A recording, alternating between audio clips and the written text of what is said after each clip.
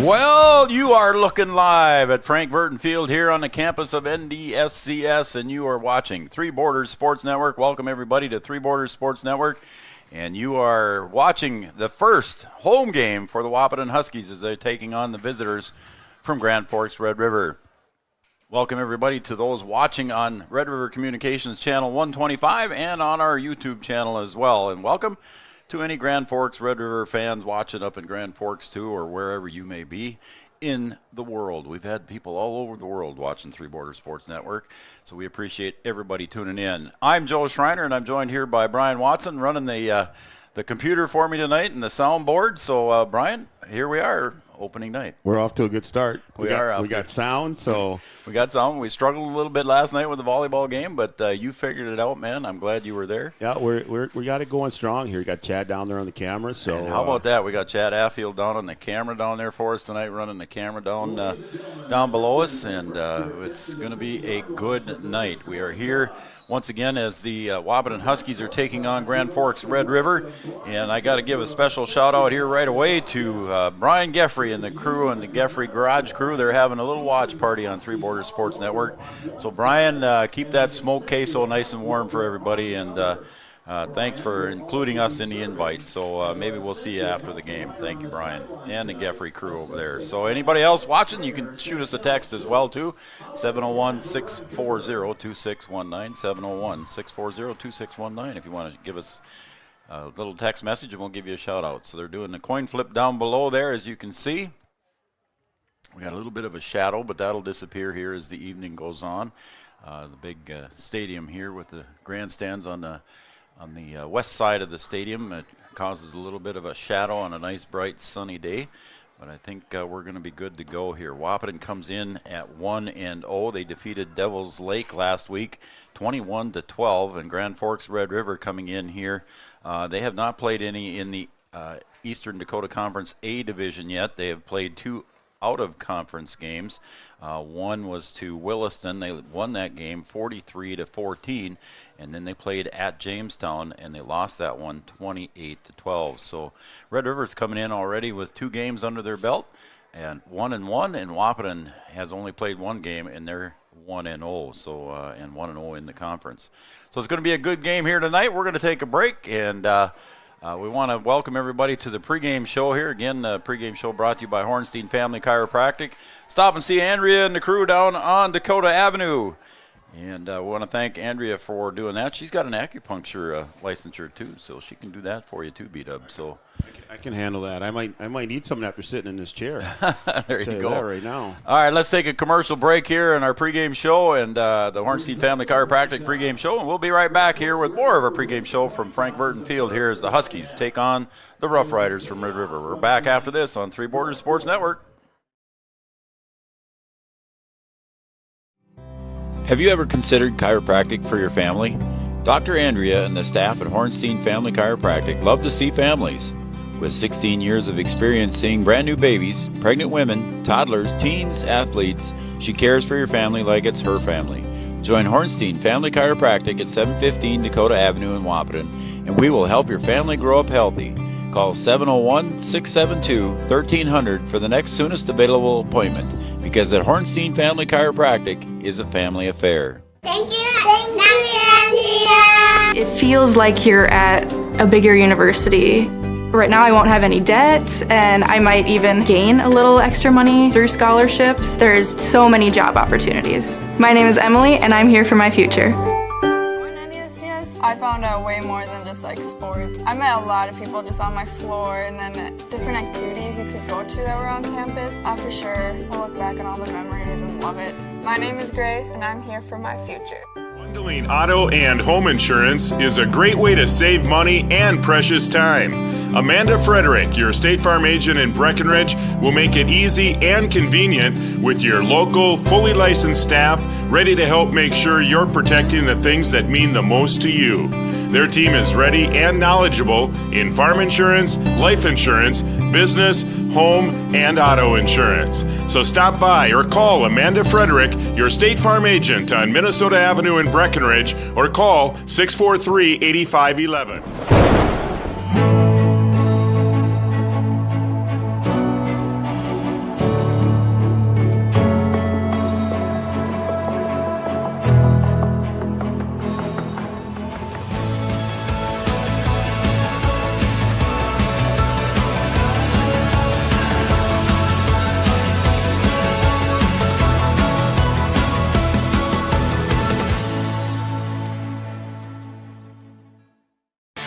Washing your car just got a whole lot cheaper. With All Seasons Car Wash Unlimited plans, you can wash your car whenever you want for as little as $33 a month. You can even wash your pet at All Seasons Car Wash. So this fall, keep your vehicle and your pet clean. Conveniently located at 1300 4th Avenue South next to Tractor Supply Company in Wahpeton. To enroll in an unlimited car wash plan, please visit allseasonscw.com. Your first car. It might not have been perfect, but that didn't matter. You loved it because you worked hard for it. You took care of it, and it took care of you, your friends, and maybe that someone special. And through it all, we were there working with you, for you, to make sure it was a smooth ride. Then and down the road. Farmers Union Insurance. More choices, great rates, local agents.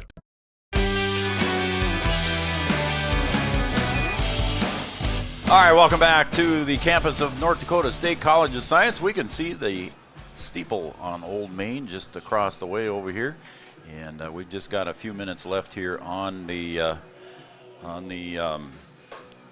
clock here, so we're just about ready to do the national anthem and the starting lineups. Once again, Wahpeton's coming in here at 1-0 here, and they defeated Devils Lake last Friday night, and Grand Forks Red River coming in here at 1-1. They are both non-conference games that they played. They did play Williston at home, and they won that one 43-14, and then lost to Jamestown at Jamestown 28-12. Wahpeton, of course, against Devils Lake last week had a pretty good offensive night here for Wahpeton, leading the way, of course, for Wahpeton in rushing. Trayton Mouk had a great game there, Brian. He had 167 yards. I'm trying to find my stat here, and he had 167 yards in rushing, and he also led the team in tackles with 13. He had 12 solo tackles. So Trayton Mouk stepping up big time here. Yeah, Trayton, not a big kid. If you saw him, you'd be like, this kid plays football, but extremely fast, extremely quick, and something that you need when you play football. No fear. Yeah, we saw him last year a little bit as a freshman at 5'9", 140 pounds. Like you said, Brian, he's not a big football player, but yet he can get and scoot and run very quickly. Yeah, so he has a little bit of speed that's coming at you, and on the defensive side of the ball, he's going to hit you pretty hard. Yeah, so there's and then Caden Kappas had 3 catches for 35 yards, and he had one that was called back on a penalty. It was a 75-yard touchdown pass that Caden Kappas had. We've seen that a number of times. You saw that in our highlight reel on our commercial, and Caden had a 75-yarder called back last week due to a penalty on the Huskies. So he had a big one last week, but he had 35 yards against Devils Lake. Taking a look at Red River last week, Pierce Parks, he's the sophomore, the quarterback for Grand Forks Red River, was 20 of 29. You don't see that too often in high school. Blake Schaefer did that a few times, but Pierce Park was 20 of 29 for 213 yards last week, Brian, and Brett Feller, 13 carries for 53 yards, and their leading receiver was Quinn Nelson with 6 receptions for 69 yards. So they spread the wealth a little bit. They had one other interesting stat that I saw in Red River last week, Brian, 63 offensive plays for Red River last week compared to 44 offensive plays for the Huskies. Wow. That's one thing that the Huskies maybe had a little bit of concern about is their defense from last year. They scored a ton of points on offense with Schaefer and Kappas and even Arnstein. But they gave up a lot of points too as well last season. So they're going to have to improve on the defensive side of the ball and try and find a way to continue to score points at the clip that they did last season. Another interesting stat there, Brian. Total offensive yards for Wahpeton last week, 354. So they had a good offensive night for Wahpeton, even though they only ran 44 plays. So that's averaging about 8.5 yards a clip there. So, you want to be efficient, and that's pretty efficient right there. Yep. So PA announcer Noel Eckroth is going to introduce our national anthem as we honor America and our military members past and present here, and we will be quiet here for the national anthem. Senior Kyrie Lacina sings our national anthem. Oh, say, can you see by the dawn's early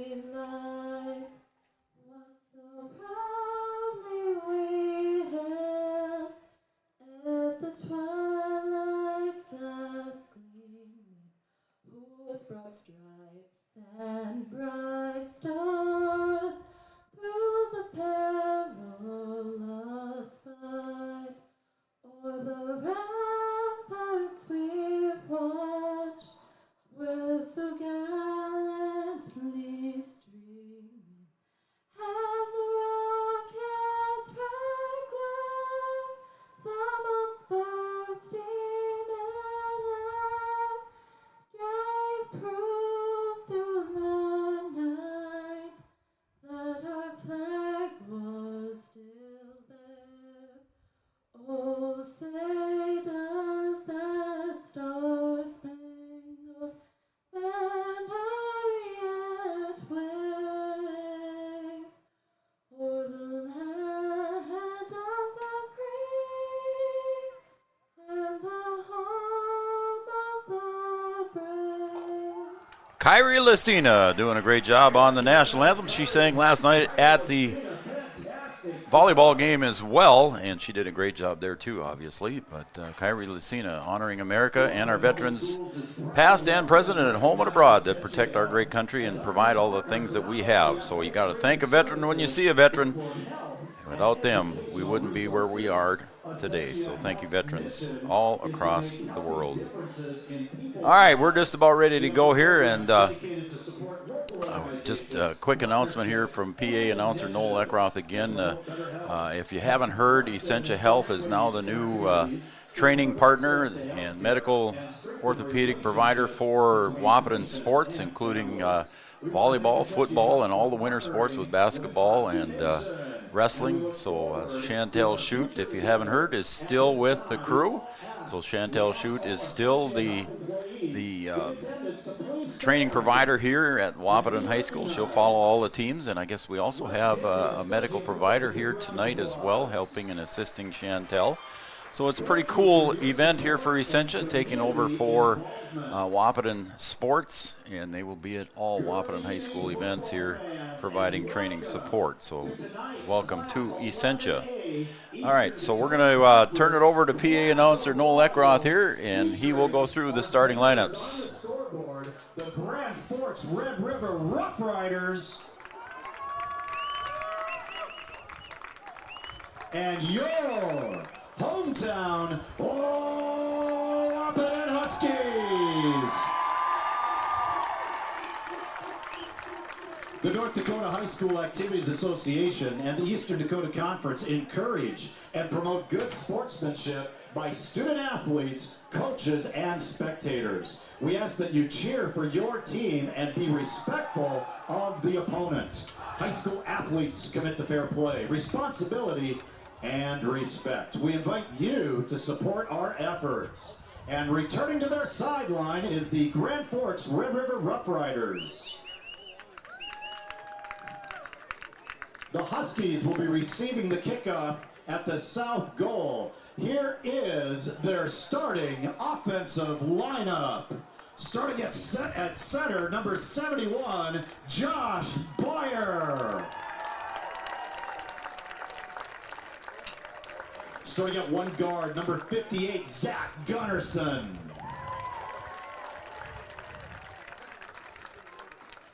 And at the other guard, number 75, Connor Rosie Rosenberg.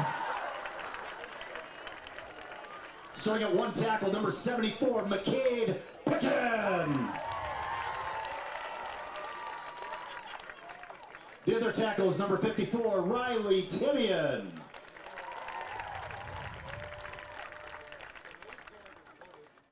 And at tight end, number 87, Jackson Cluten.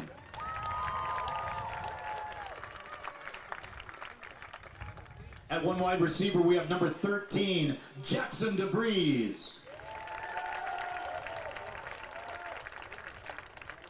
Another wide receiver is number 88, Jacob Burns.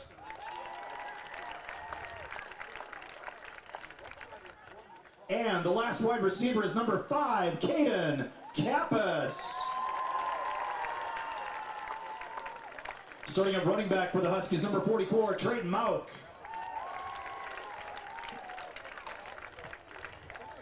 And at quarterback, number 6, Bo Arnstein. All right, there's your starting lineups. And that was brought to you by Thrivent and Will Ulick. Thrivent, what are you invested in? Thrive with purpose. Thrivent, our starting lineup sponsor. And again, you saw that the Grand Forks Red River folks just chose to have the whole team introduced. The Wahpeton Huskies introduced the entire starting lineups for the offense. And I'll do the same here for Grand Forks Red River.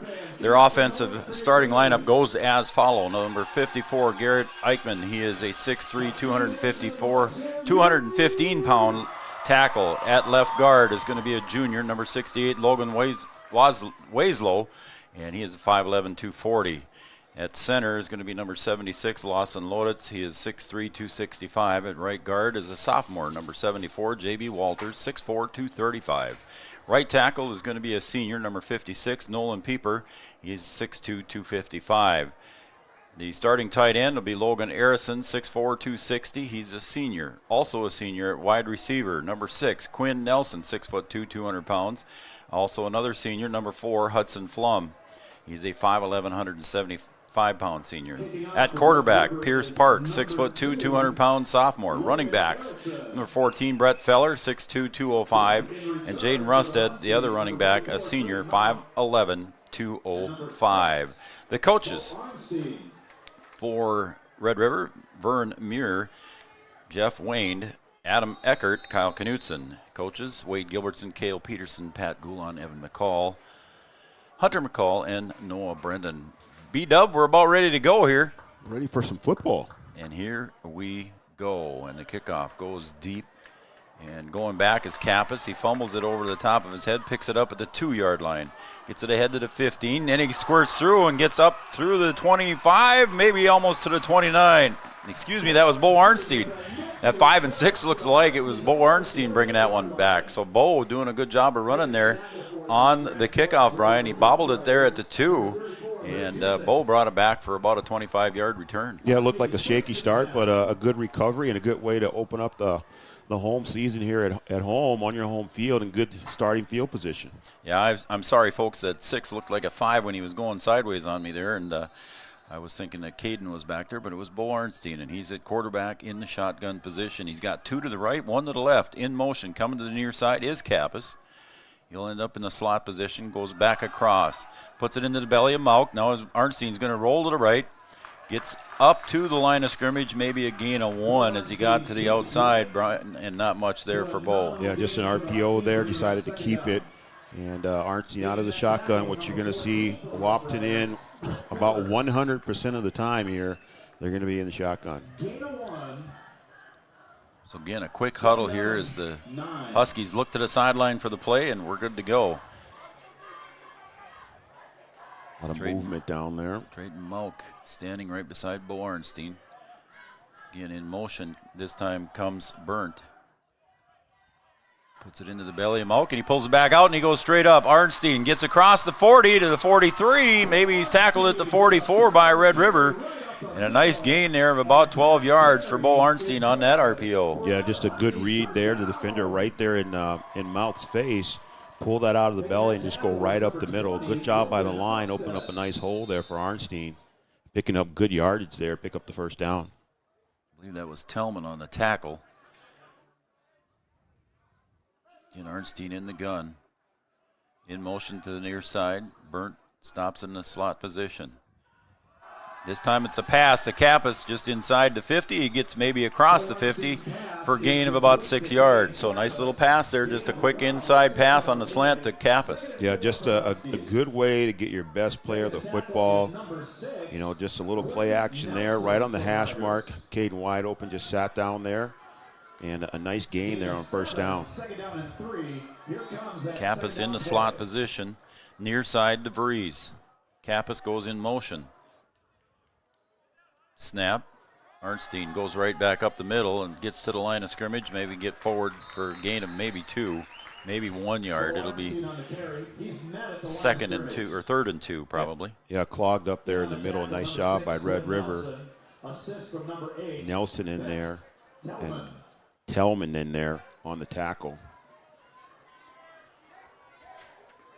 We talked to Coach Gilbertson at the media night, August 12th there, Coach, and he said there that he's going to expect, because everybody's looking for Caden Kappas this year, he talked about putting Caden in multiple positions to try and get him open. Yeah, I wouldn't be surprised if there you he see him at quarterback, and here he is at there quarterback. He is at quarterback, yeah. Just move him around. Trading Malk to his left. Keep him guessing. In motion. Going the other way. DeVries. Snap. Kappas drops back, looks to the right, and he floats it out to the other side. He had pressure coming from Tellman. He was looking out. Yeah, lots of pressure. Yeah, that was Kappas back there. Comes up limping a little bit. Yeah, he did, didn't he? Yeah, really know where to go with that, and threw it where he needed to, just down and away from the defender. And it's either your guy catches it or nobody catches it. It's 4th and 2, and the Huskies look like they're going to go for it. They're not lined up in punt formation. Let's see if they try and draw them off sides here. They had a couple of those, and they almost get it there. Had a couple of those against Devils Lake. So that's 7 on the play clock. Kappas takes a snap to Malk. Malk's going to get stuck at the 49-yard line of Red River, and they'll turn the ball over on downs. Drayton just couldn't get around the corner, Brian, and met a host of Red River Rough Riders, and I believe Arison was in on the tackle. Yeah, you had that Red River player jump there on the outside, and that's one where if you're a center, you just got to snap the ball, and they're on 4th down. While he's off sides and take that penalty, they let him get back. So now it's going to bring up the offensive side of the ball for Red River. Defense got to come up big here. Red River in good starting field position right at midfield. Parks in the pistol. Takes a snap, hands it off. Just a dive play straight up the same side there on the right side. Hand up the middle for the Rough Riders. Can't see the number of the ball carrier there. Making the tackle for the Huskies, Caden Kappas and Riley Timian. 20. Wasn't on the starting lineup. Oakstead. That's Oakstead. Gain of 4, 2nd and 6. 5'7", 175-pounder, senior. Yeah, he wasn't on their starting lineup, so. Good first down play, pick up 4 yards right up the gut. So it's 2nd and 6. Parks with Oakstead behind him. He looks to the left. Little flare pass out to that side. Pass complete out to the wide receiver. I think that if it was number 8, it's Tellman again. Yeah, Wahpeton playing pretty soft 6. on that side. Plenty of room over there. I don't know if that was a called play or an audible. Quinn Nelson, it was 6, not 8. But plenty of room over there. Pick up the first down. So the first down at the Huskies' 41-yard line. At the Husky 41. It's like Jaden Rusted in the backfield with Parks. And Parks is going to keep it, go to the left, and a good defensive play there by the Huskies. Yeah, they sniffed that one out. Looked like Arnstein in there on the tackle. Yep. 8:46 to go here. Looked like they had a blitz called. Arnstein was up in that hole early. 2nd and 9 for the Riders. Coming out to the near side here is Quinn Nelson. Parks in the backfield. A little movement there. Movement on the offense. Both sides. Yep. Let's see what happens here. So we both saw a movement here by Rusted. They're going to call the false start. Yep. They're going to back them up. So that'll go against the Riders. Somebody on the defensive line for the Huskies moved too as well, but the White Hat saw the movement on the offense. Yeah, I don't know if that was Malk or Marsh over there on the outside that came up, and just fortunate that that Red River jumped as well. Yep, that's for sure. So that's going to bring up now 2nd and 14. Feller along with Rusted in the backfield with Parks, and he gets a snap, going to roll to the right. Gets to the hash mark, looks up ahead. It's picked off by Trayton Malk.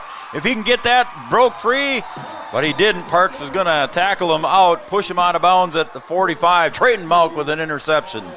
I'm not sure what Parks was looking at there. He had Nelson open right at the numbers, And Malk was just right in front of the receiver there. I thought he was going to throw that in between the numbers there. He had Nelson open, but picked up about 10 yards. And just a bad decision there. Yeah, he needed to get it up and over the head of Trayton Malk, and Trayton just says, I'll take that. And he got the interception and the turnover. First turnover of the game here at 7:56. Malk with another interception, an interception against Devils Lake. And that's right. Defense coming up big. Arnstein looking deep for Kappas. He's covered by 2 people, and there's an interception. And the Riders will get the ball right back on that interception by LeDuc. Yeah, that one got hung up, and a lot of contact there while the ball was in the air and nothing called. Kappas kind of looking around, but yeah, he was hoping for an interception too. That ball was just floated up. He was open if he was just another 5 yards ahead, and Caden could have probably run under that one and walked into the end zone. But there is a breeze out of the north, Brian, so that ball was up in the air. Yeah, the flag is blowing pretty good. And now back on defense, see if you can. So now it's the Riders' ball again. Get a stop or figure out a way to get another turnover here. And a break in the tackle coming over and getting pushed out of bounds at the 39, and there's a flag for a late hit. And that was a mistake by a Husky player. That was Bimler there that ran that ball up for a gain. That'd be Gunnarsson. That's going to 25 yards. Come away with that penalty. Yeah, late tackle out of bounds did not help the Huskies' cause there at all.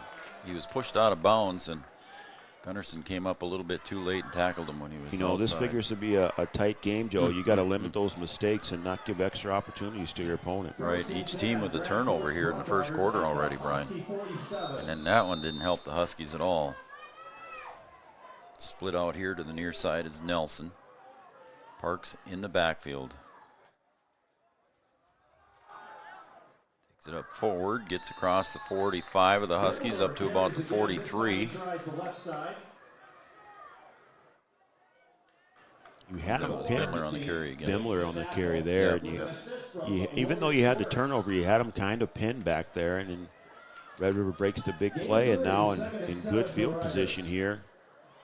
Another decent gain on first down, so second and about 6.5 again. Split out here to the near side is Flum. Parks takes it and hands it off. Rusted on the carry, gets close to the 40. It'll be third down and a long 2, maybe a short 3. Yeah, Arnstein had a chance to bring him down early, and then Omar Martinez coming in there to help out. Omar Martinez and Nick Langenwalter getting some playing time. Martinez had a nice interception up at Devils Lake, so he's doing a nice job back there as well. It says 3rd and 3 on the scoreboard. I'm going to say it's 3rd and 4. 3rd and a long 3. Long 3. Parks looks to the left, throws it out to the left, and it's caught on the outside by Flum, and he goes out of bounds at the 33-yard line. It'll be first down for Riders. Huskies going to need to do a little better job of wrapping up. Fortunate that he went out of bounds there, but really didn't wrap him up on the tackle. And there's, on that long gain, they had a chance to wrap up and just slipped away to pick up the extra yardage. Again in the backfield, Rusted to the right. And Oakstead in the backfield, and he'll take that one, carries it up to about the 30, so a gain of about 4. It'll be second and about 6 for the Riders, right in the center, right in the middle of the field almost. Yeah, the Riders will take 2nd and 6 every time, Joe. Yeah, 4 yards to carry, you can do that.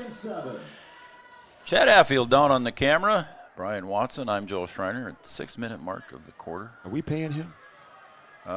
No. He can't hear us, so we can say whatever we want. He doesn't have a headset right now. As Feller checks in now. He'll go home and watch it, though. He might have it on his phone down there. He might be recording it right now.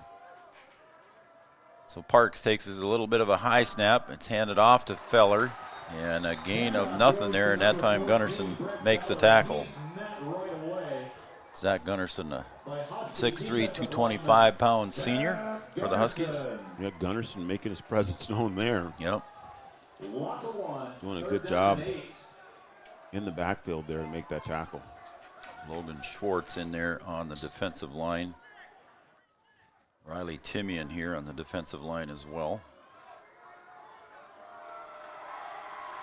Now it's 3rd and 8 for the Riders here on the Husky 30-yard line. Snap, looks to the left. That's been open all evening. And catching a ball out in the flat and getting up the sideline for the reception was Quinn Nelson. Again, that little flare out to the left, Brian, out in the flat. It's been open all night here so far. Yeah, just no coverage out there. Huskies playing really soft back there, and the flat's wide open. And you got to keep going to it until they stop it. And that's a couple for the Riders out there on that left side. A quick snap got here. Movement again. Yep, quick snap, and I don't think we were quite ready for that one. 4:53 remaining in the first quarter, and it is a penalty against the Riders. Yeah, I think on the outside, one of the receivers never got set. 1st and 15 from the 25. So 1st and 15. Now you gotta dig down and get a couple stops here, Joe. Rusted will be in the backfield.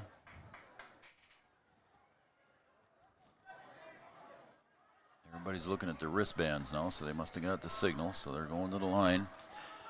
Just under 5 minutes to play here in quarter number 1. We're scoreless so far. Still early in the season. Everybody's figuring out where they're supposed to be. Looks like Feller's in the backfield, and he'll get the fake handoff from Parks, and he's going to try and go around the left side. Kappas was there to trip him up, and he falls forward, gain of a couple. Good stop there. Trying to get back to the original line of scrimmage and just come up short. Caden had 4 solo tackles last week against Devils Lake. 1 tackle for a loss. He almost tried to get one there. Parks did a good job of getting back to the line of scrimmage. It's 2nd and 14.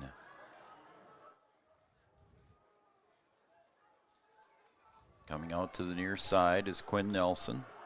1 receiver to the left, 1 receiver to the right. Parks in the backfield.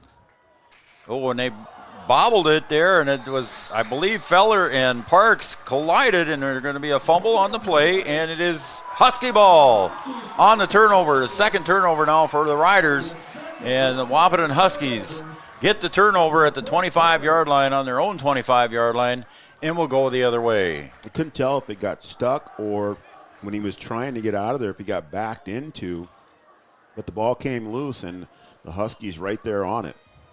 Yeah, I think him and Feller might have, he brought the ball down, and I think Feller ran by him and accidentally hit it with his hip, but I'll have to watch that one again tonight when I get home. All right, here come the Huskies now, 1st and 10 from about their 25.5-yard line. Arnstein's going to flip it out here on the RPO, and a caught pass there by Cluton, and that is a good gain there, but he's down, Brian. That's not good. Yeah, I didn't see him come down, but he's in a little bit of pain there. Yeah, he's not moving too well. So it's Chantel was right out there. She happened right in front of her. She's out there talking to Jackson Cluton right now. See Evan Doctors coming in here for the Huskies as well. Everybody, it's not going to be good. We'll take a quick break here, Brian, and we'll be right back here as Chantel Shute attends to Jackson Cluton. Back after this on Three Borders Sports Network. OSPTI offers pediatric physical, occupational, and speech therapy. We work with children of all ages that have a variety of conditions that may limit or delay their functional activities. Through therapeutic play, our goal is to help each child participate alongside their peers to their full potential. All right, we're back. Jackson Cluton walked off the field under his own power, had a little bit of a limp, but Chantel's going to get over there, and it looks like they're going to tape up his ankle. So good news for the Huskies here as Jackson Cluton walked off under his own power. And in motion, around behind the quarterback was Kappas. And Arnstein hands it off to Mauk across the 45, across the 50, inside Rider territory to the 48, 1st down, and here we go for the Huskies. Trayton Mauk picking up where he left off, Brian. Yeah, good pick up there by Mauk, right up the middle. Tellman in there on the tackle. And good job by Trayton to hang on to that football. He's kind of hit from behind. Sometimes you can knock that thing loose. But a good job there by the sophomore to hang on to the football. Again, 167 yards for Trayton Mauk last week, and he's right back on the saddle. Under 3.5 to play. Huskies back into Rider territory for the 3rd time. And he gives it off to Malk. He's going to come around the near side across the 50 to 45, 40, and he cuts it back in, gets down near the 35, and we'll see where they mark the ball. But again, a carry of about 14 yards for Trayton Malk. Yeah, good job out there on the outside. Good block there by Connor Rosenberg.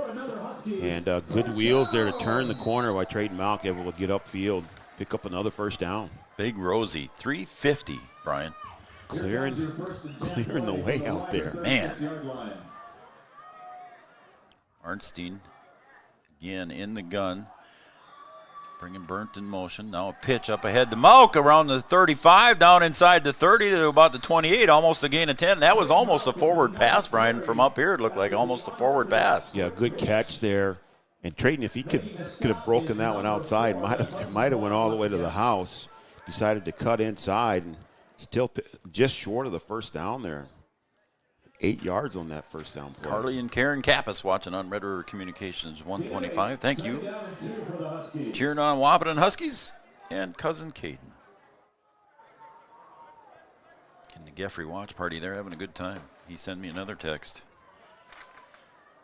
Arnstein, this time he's going to roll to the left. He looks downfield, gets it over to Kappas for a gain, and it's a first down. A gain of about 6 yards, so Caden Kappas on the completion from Bo Arnstein. Yeah, good coverage there by Flom to come up and make that tackle. Just good close and bring him down and wrap him up. Still get the first down, you'll take it. So the Huskies going to set up on offense here with 2:07 remaining. And now we're going. The clock starts again after the first down. Reset the play clock and get going again here. 1st and 10. Arnstein, 2 to the left, 2 to the right. Takes a snap. Alone in the backfield, and he wants to run it through, and he goes across the right side, across. First down inside the 10. It's going to be 1st and goal for the Huskies. Huskies in the red zone, and for the first time tonight, Arnstein with a nice little run of about 17 yards. Yeah, a nice little dart through a hole there. That hole opened up by Josh Byer and McCade Pickin to make that run possible. So those big guys up front doing their job, and then Arnstein taking advantage of it. So the Huskies, 1st and goal for the Huskies. Ball on the 8-yard line. Far hash. Snap. Arnstein's going to keep it. He's going to roll to the left. He's getting chased by Feller, but he's going to break the tackle. Gets up ahead, maybe to about the 5 or the 6 or 7 yard line. And a tackle there by Quinn Nelson. Feller was giving him chase, but he just couldn't quite catch him. Yeah, Feller right there, and Arnstein turned on the Jets at the right time and able to kind of keep it almost at a positive gain. Lost just a tiny bit there. Got right back to the line of scrimmage. He did lose a little bit. Still 2nd and goal, though. A lot of late substitutions here for the Riders. Aaron Rodgers would have snapped that one. Yeah, that's one where you got to get it snapped, and you'll cheat a little bit and take that penalty. Arnstein takes it straight up the middle, and that goes nowhere as he's met in the backfield there by 265-pound Lawson Loditz. Loditz is a big fella, and he is right in there, Joe. Yeah. Yeah, Arnstein it was a straight-ahead dive for Arnstein here. We got about 30 seconds left on the left in the quarter here. 21 seconds on the play clock. So the Huskies do have to snap the ball here. Yeah, you got some work right there at nose tackle, Joe. Yeah. Arnstein's going to roll to the right. Looks downfield, nothing there. Pulls it back down. Breaks a tackle, but he gets barely back to the line of scrimmage, maybe a gain of 1. It'll be 4th down, and that will be the end of the quarter. So we're going to go to the second quarter here on the Farmers Union Insurance scoreboard. We're tied at 0, but the Huskies are threatening 4th and goal. We'll be right back after these messages. Your first car. It might not have been perfect, but that didn't matter. You loved it because you worked hard for it. You took care of it, and it took care of you, your friends, and maybe that someone special. And through it all, we were there working with you, for you, to make sure it was a smooth ride. Then and down the road. Farmers Union Insurance. More choices, great rates, local agents. Bold Print in Wahpeton is your local provider for all of your printing and promotional needs, including custom decals, which is a great way to promote your business. Bold Print also has custom framing and unique personalized gift ideas. Don't trust your family photos to an online company. Use bold print for all of your custom framing and canvas printing. Give them a call today, 701-642-2188, or check them out online, useboldprint.com. Interstate Engineering, our business is about connections. We connect people to water, communities to counties, and counties to the rest of the world. Our work connects main streets to interstates, and yesterday with the potential of tomorrow.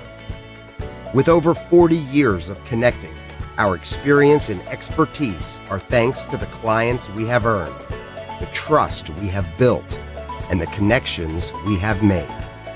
Interstate Engineering, the professionals you need, the people you trust.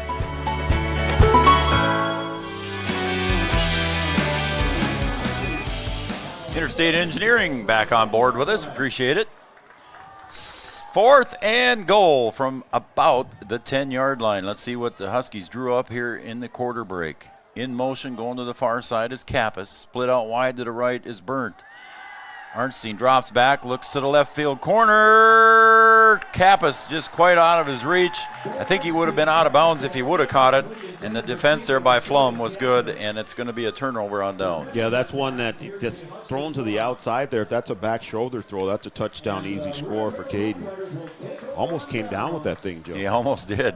I don't know if he had 1 foot in or not over there, but it was close. So nice play there from Caden and Bo. Just couldn't quite finish the connection. So a turnover on downs here, and the Riders are going to start again now deep inside their own territory here at the 10-yard line. Now let's see if Red River can hang on to the football here. They've been able to move the ball, but turnovers have hurt them. Let's see if they can hang on to it and continue to move the ball and see if they can work their way down the field. This time he hands it off to Feller, gets across the 10 to about the 14. Looks like Langenwalter was in on the tackle. I also see, was it Arnstein? Yeah, Arnstein and Langenwalter in on the tackle. So Feller carries it forward for a gain of about 4.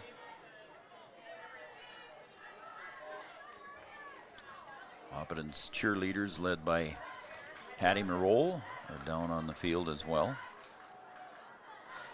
So Parks 2nd and 6. Feller again straight behind him. He'll take the handoff to the right side, and he's going to bang his way forward. Gets it up across the 20 to about the 21, maybe the 22. We'll see where they mark it, and it's a first down for Feller. I'll tell you what, Joe, he missed the tackle, but Omar Martinez he's not very big, but he's not afraid of the action.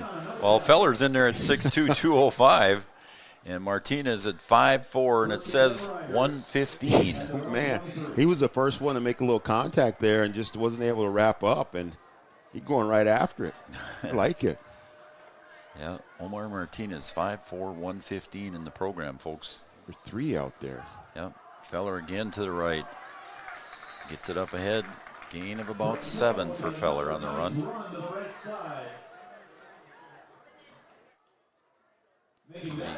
Second and a long 3 here now for the Riders again, starting at the 10-yard line here.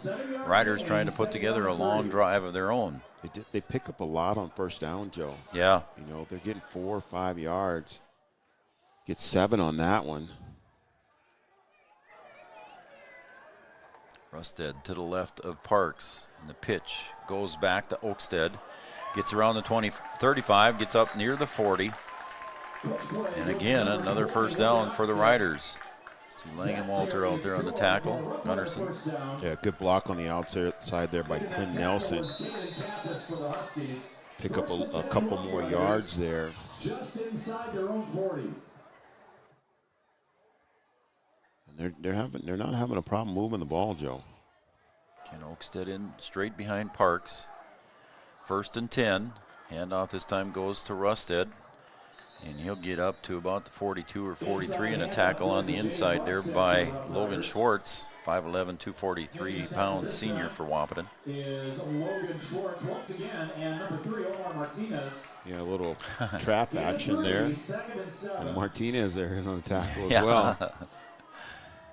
I didn't realize he was that 115 pounds in the program. Well, he's playing a lot bigger than what he's written down as.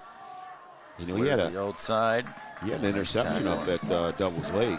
Nice tackle on the outside out there, and a pass completion over to the far side to Nelson. I believe that was Jacob Burnt, yep. So it's going to bring up 3rd and short now, 3rd and about 2 for the Riders. They got to reach, almost put the ball right on the 50-yard line to get a first down. They're at about the 48.5 right now. Let's see if you can get a stop here, maybe drop for a loss and put Red River in a decision-making point here right at midfield. 3rd and short. Got to stay on side. Don't get drawn off. And off. Nope, Parks is going to bring it over to the near side. Good pursuit here by the Huskies. Can they keep him off of it? Nope, he got up ahead across the 50 to about the 48 as he's chased out of bounds by Arnstein. Parks did a good job of reading his way through that one, Brian. Yeah, he did. Huskies had a chance there on the outside to try and make that tackle. I think that was Nick Lang. Nope, Jackson DeVries out there almost came away with that tackle. So from one 48 to the other 48. They're on the 48-yard line now in Husky territory. Coming over to the near side is Flum. Standing right on the 5. Parks in the backfield. Drops straight back a couple steps, looks down the middle. He'll float it across the middle to Nelson. He'll get across the 40, inside the 40 to about the 37-yard line. It's close to a first down. We'll see where they mark it. Nope, they put her back at the 38. I think it's just short. It's going to be close. I'm surprised they're not going to measure there. 2nd and short. Yep. That's less a yard. than a yard, yeah. They keep blowing the whistle here, and they're saying start the clock, but they haven't started the clock yet. Yeah, they want the clock to keep going there. Yeah, there it is. Clock operator must have thought it was a first down. Parks in the backfield, takes a high snap, pitches it this time over to Bimler. Gets across the right side, easily gets the first down, and he's near the 20 as he's pushed out of bounds by the Huskies on the far sideline. Yeah, if it works, just stay with it. Keep that thing on the ground. They've mixed in a couple passes. But they're able to just get yardage in big chunks, Joe. Yeah, it's good drive here. They started on their own 10, and they're on the Husky 20 right now. Husky's going to have to dig down deep here, getting backed up against your own goal line. Split out to the near side is Flum. Parks takes the snap, puts it over to Bimler. He'll break through the middle, breaks a couple tackles, gets up for a gain of about 9 to about the 12-yard line. Got quite a host of running backs there for Red River. We've seen Bimler and Oakstead and Feller and Rusted, and Parks himself will run it. It's nice when you can mix it up, Joe. You don't have to worry about one back and then wearing them down and getting tired, and got different running styles. Big Rosie checks into the game. Nice to have a good stable of running backs. Rosie's going to plug up the middle. 2nd and about 2. Riders. Parks takes the snap, hands it off to Feller, goes around the left side, and he gets in for the score, breaks the goal line. Kappas, and I believe that was, didn't quite catch the number there, but anyway, Feller gets up ahead there for the touchdown. If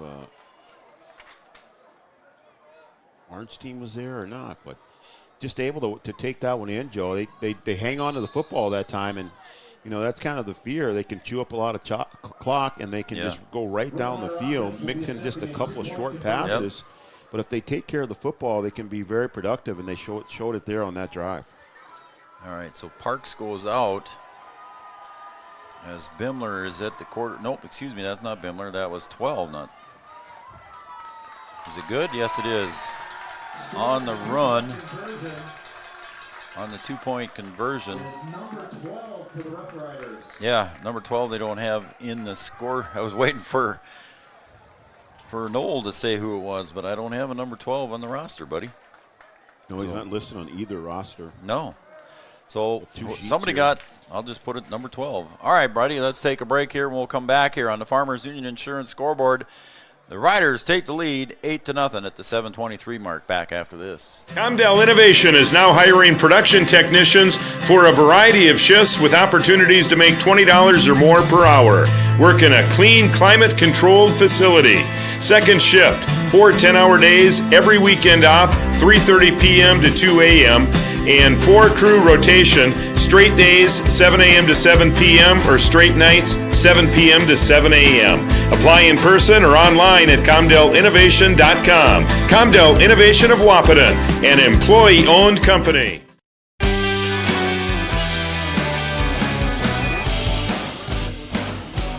All right, welcome back to Frank Burton Field, Three Borders Sports Network. I'm Joe Schreiner. Brian Watson over to my right, and Chad Affield running the camera for us down below.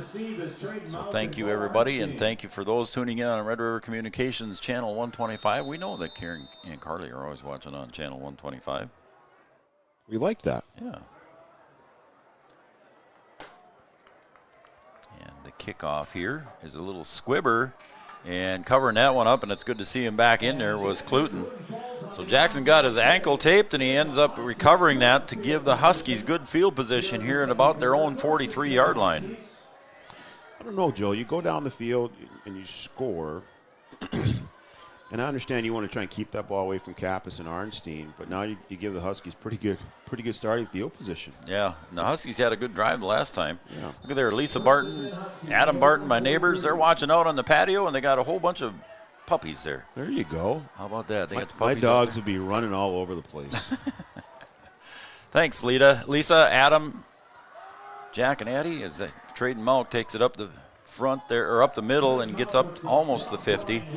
Again, Traden Malk, buddy, he's at 5'9", 140, and he battles through there and breaks a lot of tackles for a little guy. Yeah, nice gain on first down, and if Traden can get one extra slip there, he's going to be gone. Yep. So it's 2nd and 4, carry of about 6 for Traden Malk. Kappas comes in motion to the near side. Now he goes back into the slot position on the left. Arnstein going to keep it right back up the middle, breaks a couple tackles, gets up to the 35 of the Riders. He got hit up high, but he survived that one. Arnstein, former running back and tight end for the Huskies, used to taking hits, but he took it up high there on that one. That's just a great read there, Joe. When you're an option quarterback, you got to stick that thing in there, and you got to leave it in there as long as you can. And sometimes the back doesn't know when you're going to pull that thing out. He left it in there just as long as he could and pulled that thing out at the right minute and just right up the middle for a big gain. Malk comes over to the right side in the slot. Now he brings Kappas in motion to the left side. Snap. Arnstein's going to take it back up the middle, across the 35, and he's going to be tackled there in an arm tackle. Looked on the tackle there for Red River, I believe, was Ledoux. Yeah, Ledoux can do a nice job coming up to make that tackle. Arnstein, if he gets going right away and doesn't dance, he might pick up another 3-4 yards. Yeah, it says 2nd and 7 on the scoreboard, but I'm going to say it's 2nd and about 6. A good starting field position. Looks like it might pay off here, Joe. Huskies on the move. Kappas comes in motion to the near side, now back again to the left. Arnstein, little flip there back to Kappas, and then Arnstein got it on the trick play. A late hit, but no flag. And a loss on the play of about 4 yards. Went a little flip there to Kappas, and then he threw the ball up ahead to Arnstein, and it didn't quite work out for the Huskies. Yeah, that's just good coverage there by Aronson. Just doing a good job of staying home on that weak side and right there to pick up Arnstein on the pass. Little trickeration. A little chicanery, a little skullduggery. Oh, here we got a timeout here by Red River. It's a Carlson family timeout here on the scoreboard. And we'll take a break here on that Carlson Family Insurance scoreboard. Stop and see Eric and the crew down on 2nd Avenue in Wahpeton. Customer service and satisfaction is their #1 goal. Back after this. Insurance is an important safety net for your family, your home, and your business. Carlson Family Insurance Agency is your local auto owner's insurance provider. At Carlson Family Insurance, they work for their clients, not the companies. Customer service and satisfaction is their #1 goal. Give Carlson Family Insurance a call for all of your personal, farm, business, and crop insurance needs. 701-672-6002 or at cfiagency.com. Carlson Family Insurance, your auto owner's insurance agent.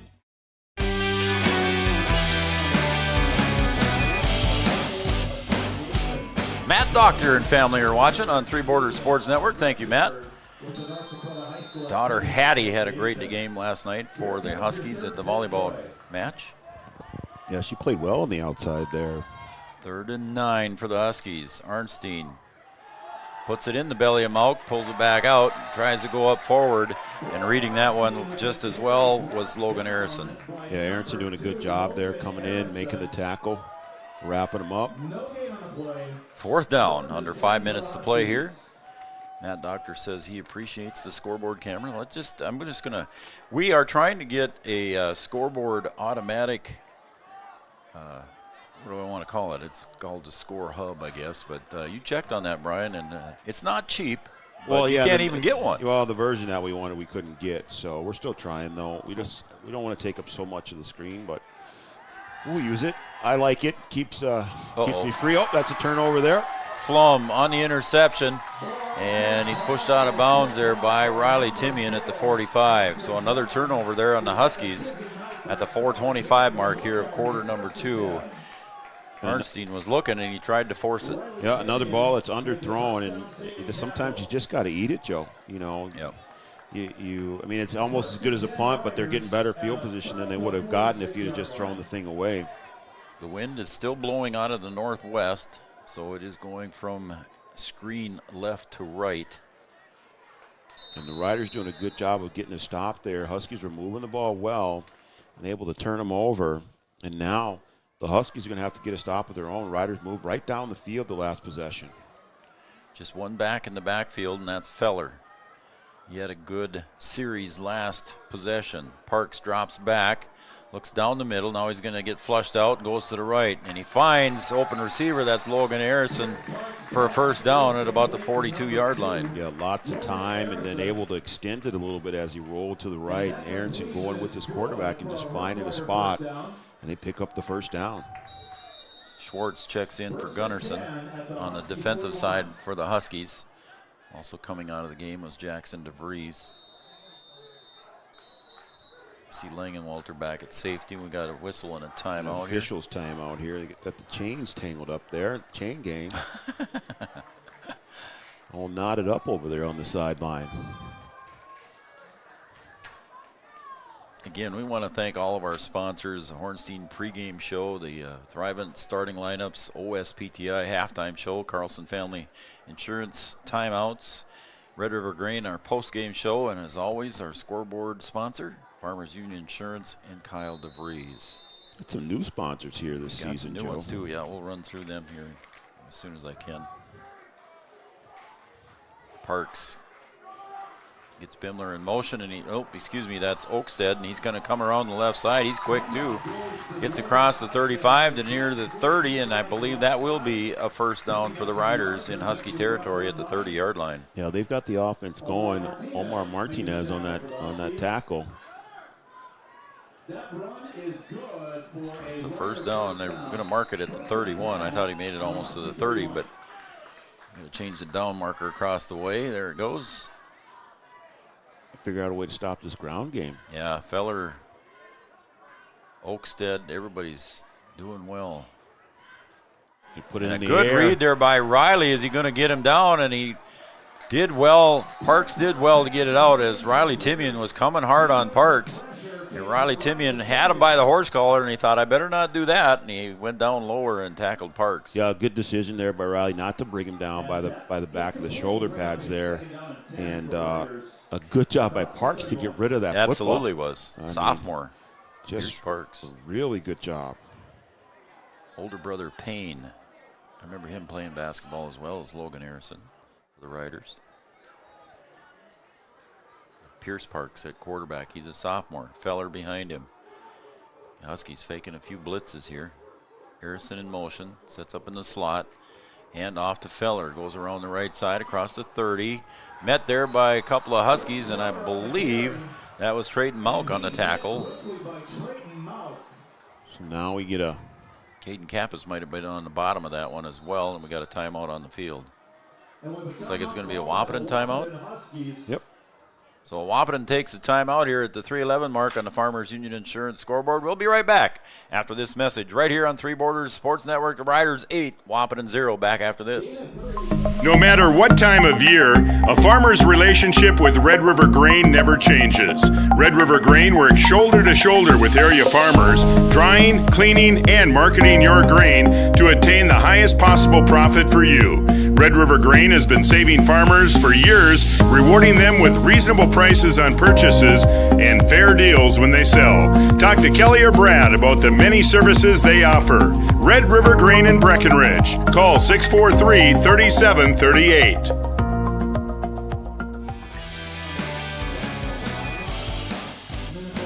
Yeah, Brian, you mentioned some of the new sponsors. We've got Country Financial and Stephen Lipp. How about that? Jumping on board here.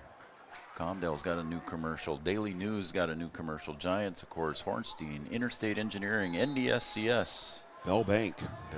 Everybody's coming back on board. We appreciate all the support. Please tell the sponsors that you appreciate the support as well. Parks takes it up the middle. First down easily, and he's going to get in for a score. Parks on a 28-yard run here at the 3:03 mark. Yeah, Wahpeton get a little bit of their own medicine there. Quarterback keeper right up the middle, and Parks able to walk into the end zone untouched there. And Red River continue to easily move the football. So in quarter number 2 now, Red River once again puts up another score on the board. And we'll see if they go for 2 again. Again, number 12 is in the backfield, and we don't know who number 12 is. Yeah, we don't have him listed anywhere, Joe. It's unfortunate. It sounds like, did he say Gunnar Heichert? I didn't hear. I think that's what. So anyway, we're going to say number 12. Feller is behind him until we find out for sure who it is. Snap goes up high, and it's bobbled. And right there to make sure he's not going anywhere was Trayton Mount. So the run fails.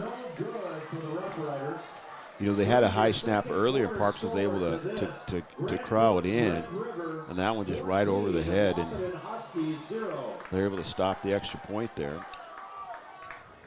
Well, on the Farmers Union Insurance scoreboard, the Riders 14, the Huskies 0. We'll take a quick break, and we'll come right back after this message.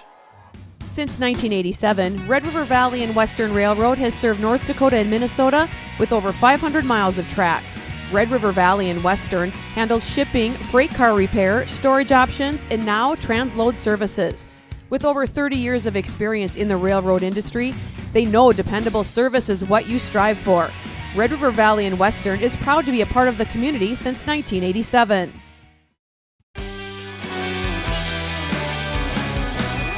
Stay away from my buttons, Joe. Well, I don't know if you learned your lesson last night. I know, I should have. Red River Grain, Red River Human Services, Red River Valley Western Railroad, Three Rivers Crisis Center, Farmers Union Insurance, bold print, All Seasons Car Wash, and Jay Juleson. How about that? Amanda Frederick, and State Farm Insurance. Thank you, everybody. And again, if you see any of those sponsors, tell them thanks, because without them, we wouldn't be here. And the kick with 3:03 remaining. This time it goes deep. Coming up to field that one at about the 27-yard line across the 45, maybe to the 46. On that kickoff return was Jacob Burnt. He come up and took that one and went right back up the middle with it, Brian. Yeah, again, trying to keep that ball away from the Wahpeton speed. And Burnt able to come up, and Wahpeton again with decent starting field position at their own 45, and they got to try and do something with it here with just under 3 minutes to go in the half. Yeah, they'd sure like to get some answers here to that 14-0 lead here. Arnstein all alone in the backfield. 3 receivers to the left. Mauk in motion, and the pitch to Mauk. Around the 45, 50, gets up to the 49 of the Riders, and he's tackled there, gain of about 6. So just like that, the Huskies get 6 yards, but it looked like it was going to be a pass play because he had 5 receivers out, but Mauk came in motion, and it was a pitch play. Yeah, you'd like to see him maybe get to the outside there. Yeah. 2nd and 6, 2.5 to go. Certainly take that 6 yards. Both teams with 2 timeouts remaining. Again, this time Arnstein keeps it. Nope, it was off to Mauk. I missed that. I thought Arnstein kept it. Yeah, he faked me out, and it looks like a first down, Brian. Yeah, good fake there. Pulled that, left it in there at the last second. Certainly faked the announcer guy. Well, the defender's got to make a decision. Is he going to leave it in there? Is he going to take it out? And if it happens at the last minute, it's tough to defend. Again, Arnstein all alone in the backfield, takes the snap, looks to the left, and he's going to go right back up the middle. Now he breaks it out to the right around the 35, gets pushed out of bounds there on the near sideline. Covering on that one was Wiggestrand. So the clock will stop there. 2:02.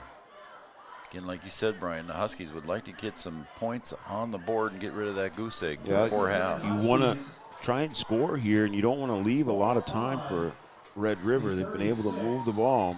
Right, and Red River gets the ball in the second half. So you definitely want to try and come away with points here. I don't know what they're trying to wave at here. They're trying to wave at the down marker across the way. They're saying, it was a first down, wasn't it? I thought it was. They're going to have a conversation. They're going to move it back. Yeah, maybe it wasn't. I thought it was, but they're going to say it's not. They've lost their spot now. Yeah, that's kind of weird. Now they're saying it's 2nd and 1. Were they right on the lines? They must have been right on the line, so they know where it was. Wow. So it's going to be 2nd and 1. White Hat's coming over to explain it to Gilby. And Gilby's not putting up an argument. And they're whistled ready for play. Again, 5 receivers split out. Kappas in motion. He'll stop. And he ends up right behind Cluton. Arnstein gets around the left side. That time it's a first down. He'll get inside the 30, so the clock will stop on the first down, and a carry of about 7 yards for Arnstein with 1:55 remaining. A good block on the outside there by Riley Timian. And a good first down pickup. Sometimes it's tough, Joe. You got short yardage there. You're out of the shotgun. Sometimes you think maybe you're going to go under center and just pick up the yardage, but Huskies able to pick it up there on the outside and get out of bounds. Kappas in motion. Stops in the slot. Again, Arnstein pulls it back out of the belly of Malk, gets up to about the 25. We'll see if the Huskies take a timeout here or the clock continues. Either timeout or start to go hurry up. At what point do you start to go quick here? I know you got 2 timeouts left. They're lining up. They do go hurry up. 2nd and 5. Snap. Arnstein comes to the right, and he's going to take it up off tackle. Gets up across the 20. Should be a first down. Second, it should be first down. Yeah, they wanted. All right, go ahead. A minute 15 to go. Had some kids come in here, wanted us to announce something, and they thought we were the PA guy, but we're not. Arnstein in the gun, takes a snap to Mauk. He's going to try and break a couple tackles, gets up ahead, maybe to about the 16, maybe the 17-yard line. It looked like there was almost a face mask there, but there was no call. And it'll be a timeout here by the Huskies. They'll take a timeout. Mauk ran it off to the left side and got a gain of about 3 yards. And it'll be 2nd and 7 yards. Huskies inside the red zone.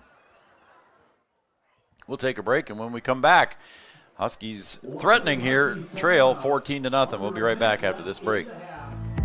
Red River Human Services Foundation provides services to people with disabilities, which enhances their quality of lives and enable them to live, work, and develop relationships in their communities. Red River Human Services Foundation has multiple direct support professional positions available in their Wahpeton, Fargo, and West Fargo locations. Job opportunities include flexible scheduling, competitive wages, on-site paid training, and life experience. Voted #1 place to work for the past 5 years, join their team and apply online at www.rrhsf.org. Red River Human Services Foundation supports all local area sports activities and wishes everyone the best of luck. All right, we're back from the timeout. Arnstein looks to the right, passes to Kappas on the inside. A little slant play to the inside. Kappas gets it up to the 8-yard line. The clock will stop on the first down. Good throw, good catch. Now you got to get everybody up there and get ready to go. Getting the sideline signal from the coaches. Clock starts. 50 seconds remains. 1st and goal for the Huskies. Ball on the 9. They were there in the first quarter as well. See if they can do something this time. Arnstein's going to keep it. and get up ahead, maybe a gain of 1. So it'll be 2nd and goal from about the 8. And the Huskies will use their final timeout here, Brian. And they're going to have to talk about it, maybe get a couple plays called here, as it's going to be 2nd and goal from about the 9, inside the 9-yard line, maybe the 8.5. Got 30 seconds here. You're on the 9-yard line. You know, you got some size with Cluton. You can get Kappas on a little fade, maybe back shoulder. You can put the ball in the air a couple times here. I'd like to see, you know, like you said, there's so many offensive weapons here that just haven't broke loose yet. You got Kappas, you got Trayton Malk, you got Cluton, Arnstein himself. There's a lot of possibilities here that could happen, and we'll see what the Huskies dial up here in this timeout. And if you are going to run the ball, you got to have 2 plays called. And you do that on 2nd down here, I think, if you're going to run it. And that timeout was brought to you by Carlson Family Insurance. Carlson Family Insurance, customer service and satisfaction is their #1 goal. Stop and see Eric and the crew at Carlson Family Insurance in 2nd Avenue in Wahpeton. Cluton one-on-one here on the outside, bottom of the screen. This time, Arnstein rolls to his right. He's going to get inside the 10. And there's a pass. Is it caught? And it is a touchdown. Oof, I thought he was past the line of scrimmage. That's what I was looking at there. Pretty close there, Joe. Wow. I tell you, that's it's a good call. There's no flag. Jackson Cluton there on the touchdown. So nice pass, an 8-yard touchdown. Just what the Huskies needed here with 30 seconds remaining. Jacob Burnt on the touchdown. Was it Burnt? Yeah, okay. Sorry. I saw they were both in the vicinity there. So Jacob Burnt on the 9-yard pass. Trayton Malk in to kick the extra point. Kappas the holder. Ball down. Kick is up. Wide left. Oh, that looked good from up here. It did, didn't it? Yeah. All right, we'll take a 30-second break here, Brian. And on the Farmers Union Insurance scoreboard, the Riders 14, the Huskies 6. We'll be back after this. Quality still matters. That's the difference. That's the Giants difference. Giants works directly with farmers to ensure you're receiving the best Giants seeds in every bag. It's a snack all-star lineup. Giants seeds, cashews, and pistachios. Look for them at your favorite grocery or convenience store. Giants, go big or go home.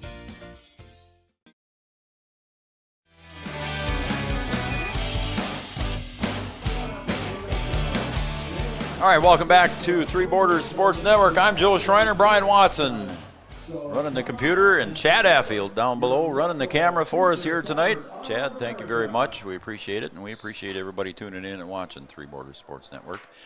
Glad to be back, and it's Friday night football. How about that? Friday Night Lights, Joe. It is. Joel and Roseanne Lisney, always faithful viewers of Three Borders Sports Network. Three Borders Sports Network rocks. Al's parents. That's Al's parents, so thank you, and appreciate the nice comments there, Joel. And let's see, Jason Hayek sent me a text, and I think we figured out who number 12 was.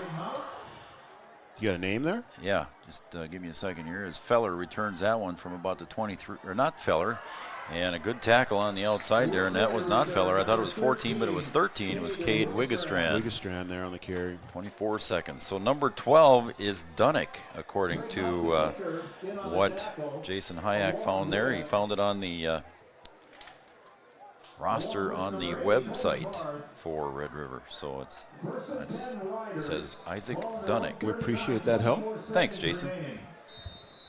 Thanks for watching Three Borders Sports Network. We'll send them our bill. 24 seconds to go. Let's see what the Riders try to do here with just 24 seconds. They do have 2 timeouts, though, bud. Yeah, you got to hope that you didn't leave too much time here. Yeah. Put the ball. Well, you got 2 timeouts. Oakstead in the backfield. Yep, Park's going to take it up the middle. Tackled in the middle there at about the 45-yard line. Tackled by Arnstein. 2 timeouts. You had a chance, a couple opportunities to put the ball on the ground. Yeah, they're taking just one. see what you can pick up, and if you get yourself in a position where you can cast one at the end, you're okay. Well, the running game has been good for Red River, Brian, and there's some speed there with Bimler and Oakstead and some of those guys, and Parks probably got some speed himself yet. We haven't seen him open it up yet, but he did break it free for a a 28-yard touchdown run earlier. But there's some speed, so they just got to break through the secondary and could be. Yeah, they spread the ball around nicely, Joe, as you said earlier. And Wap's just got to figure out a way to slow them down a little bit. You know, you hope as the game goes on, maybe they get tired, but with so many backs, I don't think that's going to happen. Yeah. 19 seconds remains. That'll be the second timeout used there by the Riders, so now there's one left. Don't forget we've got the OSPTI halftime show coming up. Parks in the backfield. This time I believe it is Feller behind him. There's a pass. They're going to try stretching it out there, and nice defensive play there, knocking it away for the Huskies was Braden Steffens, 5'8", 136-pound freshman for Wahpeton. If Braden takes 2 more steps, he's able to come down with that ball. He thought it was going to be underthrown a little bit more than it was, so it kind of slowed down to get underneath it. But if he keeps going with it, he just catches that ball and keeps going. Yeah, Braden Steffens did a nice job on defense there for the Huskies on that one. Nice coverage there. So it's 3rd down and about 3. Parks again in the gun. Behind him is Feller. 2 to the right, 2 to the left. Snap. Parks drops back again. Looks long and a lot of time getting chased out of there, and there's a flag into the backfield, so it's got to be holding with that kind of time. Yeah, it's going to be a hold, and that's what it is. It's going to back him up. 6 seconds left here. So probably one play left on in the quarter here. I would assume the Huskies will take the penalty. Go ahead and back him up.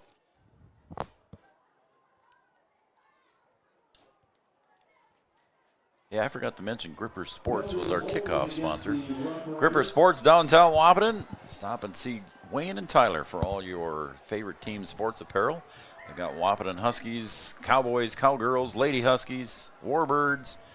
Oh, man, speaking of Warbirds, where are we going next week? We got a Warbird game. How about that? Huh? We got a Warbird game next week. Moving around. Here we're just going to take the knee here to end the quarter, and everybody's safe. So that will end the quarter here on Three Borders Sports Network on the Farmers Union Insurance scoreboard. It's 14-6 in favor of the Riders at halftime. We'll be back with the OSPTI halftime show coming up after these messages right here on Three Borders Sports Network.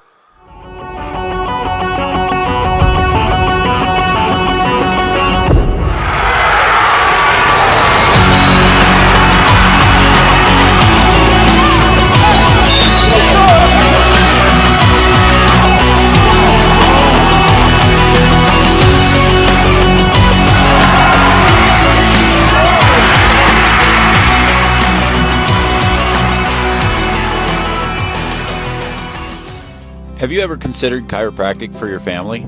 Dr. Andrea and the staff at Hornstein Family Chiropractic love to see families. With 16 years of experience seeing brand new babies, pregnant women, toddlers, teens, athletes, she cares for your family like it's her family. Join Hornstein Family Chiropractic at 715 Dakota Avenue in Wahpeton, and we will help your family grow up healthy. Call 701-672-1300 for the next soonest available appointment, because at Hornstein Family Chiropractic is a family affair. Thank you, Andrea.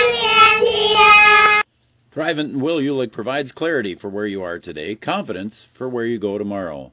Thrivent combines financial expertise with purpose-based planning to help you with where you are today and where you want to be tomorrow. At Thrivent, Will Ulick can help you address a variety of complex subjects to meet your unique wealth management needs, from retirement planning to investment management and estate planning. Thrivent, what are you invested in? Thrive with purpose. Thrivent and Will Ulick supports all area sports teams and wishes them the best of luck. Did you know that we serve nearly 1,500 square miles across North Dakota and Minnesota? Or that we've been around for over 60 years? How about that we've got 3,000 miles of fiber optics powering one of the best networks in the region? The best part? We're a cooperative. That means we're continually reinvesting in our communities to make them better than ever. We are Red River Communications. We've been recognized as a leader for helping our communities be great places to live and work. To find out how we're helping connect our communities, visit redrivercom.com/connect. Right after school, I'm right into the workforce. I don't have to go looking for a job, and that's kind of what made me take a step forward into being a diesel tech at NDSCS. No looking back. My name is Eli, and I'm here for my future. first kid in my family to have graduated from college. And then at NDSCS, they told me, hey, look, you can get credits for this, you can go further. So I start to see like my horizon broaden up. I'm going to be pretty unstoppable. My name is Julie, and I'm here for my future.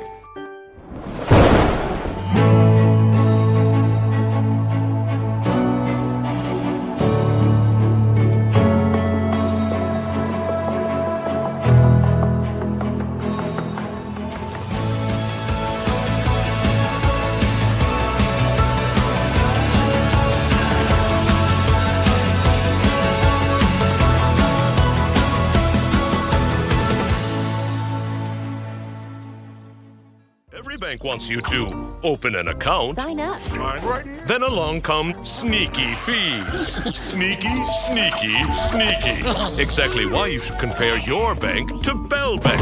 At Bell, we don't nickel and dime you with fees on things like checking accounts and ATMs. If you hate sneaky fees, switch to a bank you'll love and give sneaky fees the boot. Bell Bank.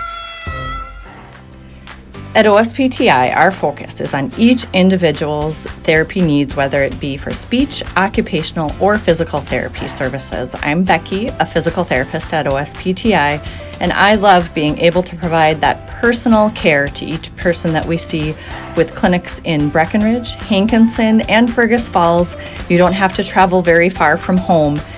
From infants to athletes to adults, you can request OSPTI to meet your therapy goals.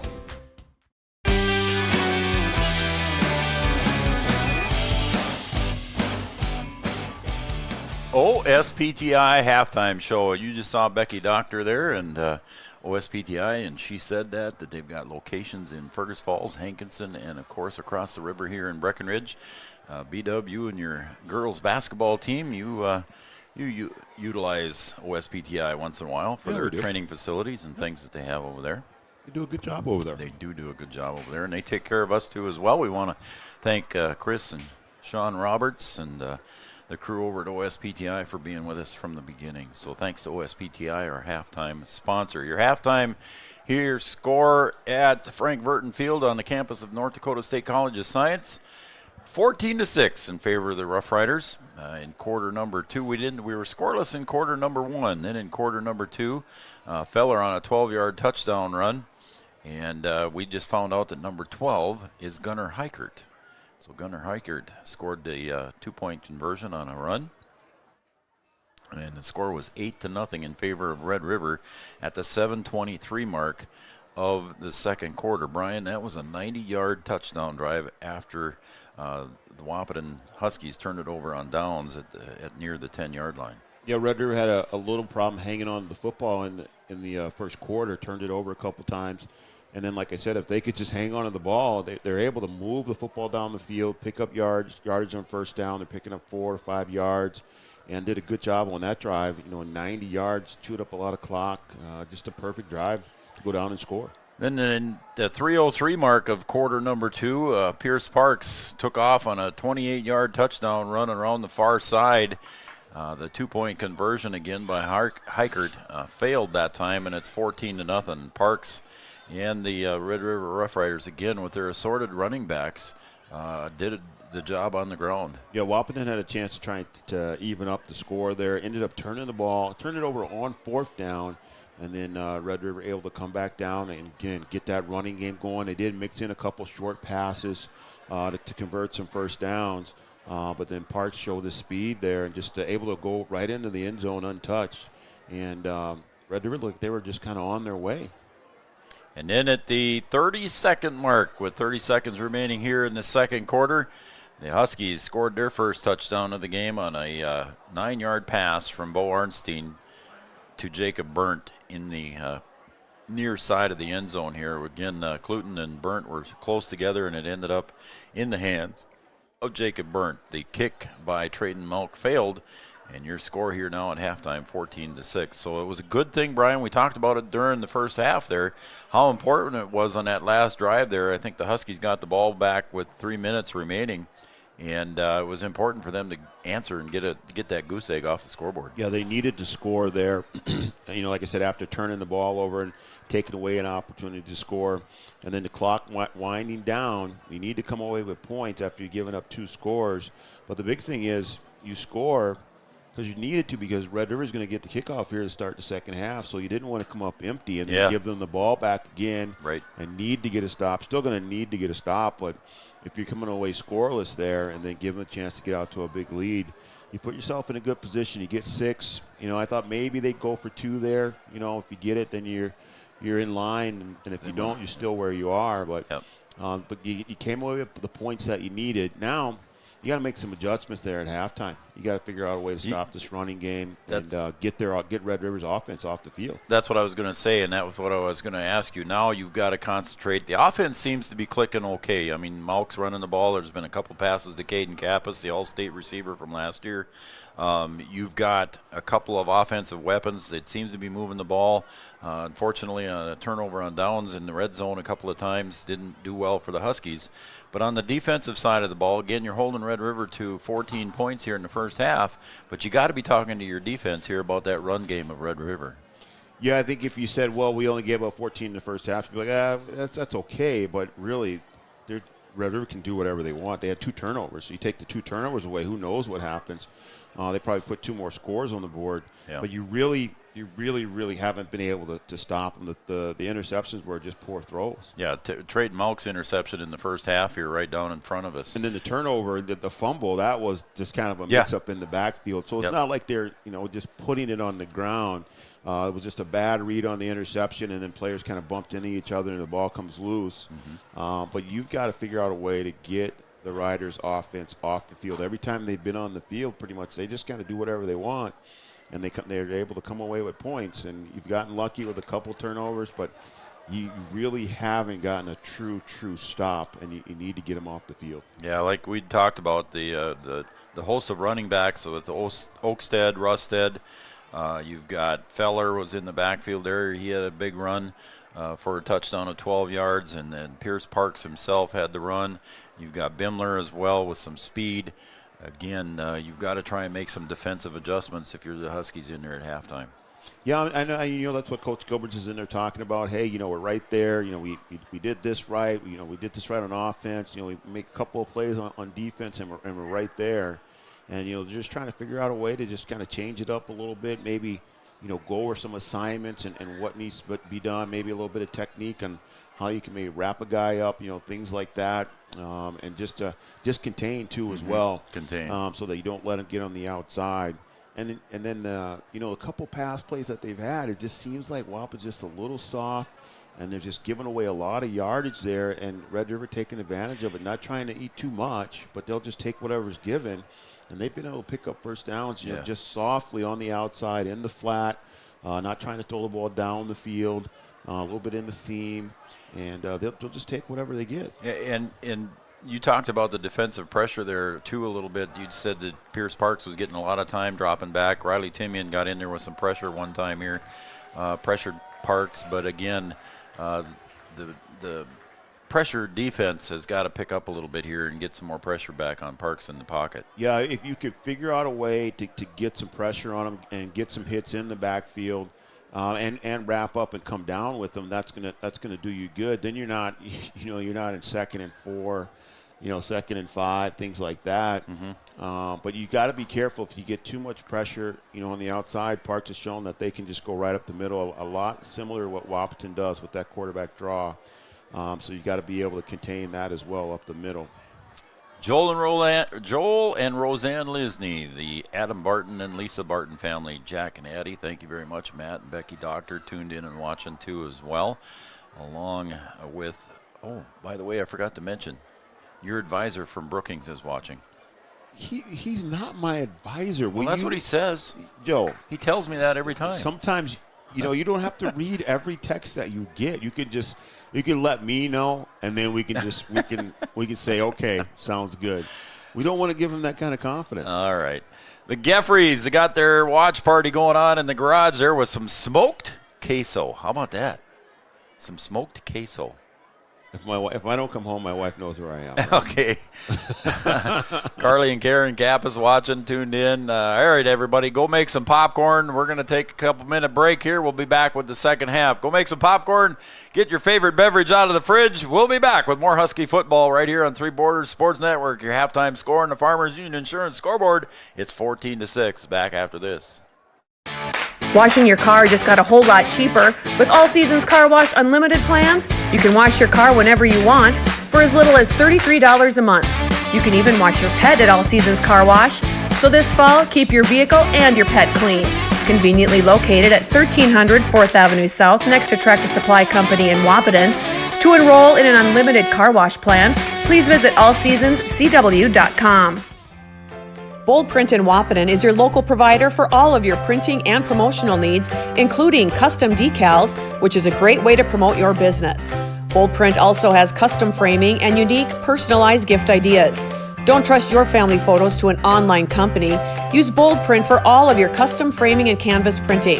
Give them a call today, 701-642-2188, or check them out online. Use boldprint.com. Comdell Innovation is now hiring production technicians for a variety of shifts with opportunities to make $20 or more per hour. Work in a clean, climate-controlled facility. Second shift, 4 10-hour days, every weekend off, 3:30 p.m. to 2 a.m., and 4-crew rotation, straight days, 7 a.m. to 7 p.m., or straight nights, 7 p.m. to 7 a.m. Apply in person or online at ComdellInnovation.com. Comdell Innovation of Wahpeton, an employee-owned company. For 90 years, Casey's has been the place to enjoy time with family and friends. A place to meet people and share stories. Lots of memories have been made at the corner. It's the place to meet before, during, or after the game. The game is always on at Casey's on Minnesota Avenue in Breckenridge. Casey's, proud to support area high school athletics. Bundling auto and home insurance is a great way to save money and precious time. Amanda Frederick, your State Farm agent in Breckenridge, will make it easy and convenient with your local, fully licensed staff ready to help make sure you're protecting the things that mean the most to you. Their team is ready and knowledgeable in farm insurance, life insurance, business, home, and auto insurance. So stop by or call Amanda Frederick, your State Farm agent on Minnesota Avenue in Breckenridge, or call 643-8511. OSPTI offers pediatric physical, occupational, and speech therapy. We work with children of all ages that have a variety of conditions that may limit or delay their functional activities. Through therapeutic play, our goal is to help each child participate alongside their peers to their full potential.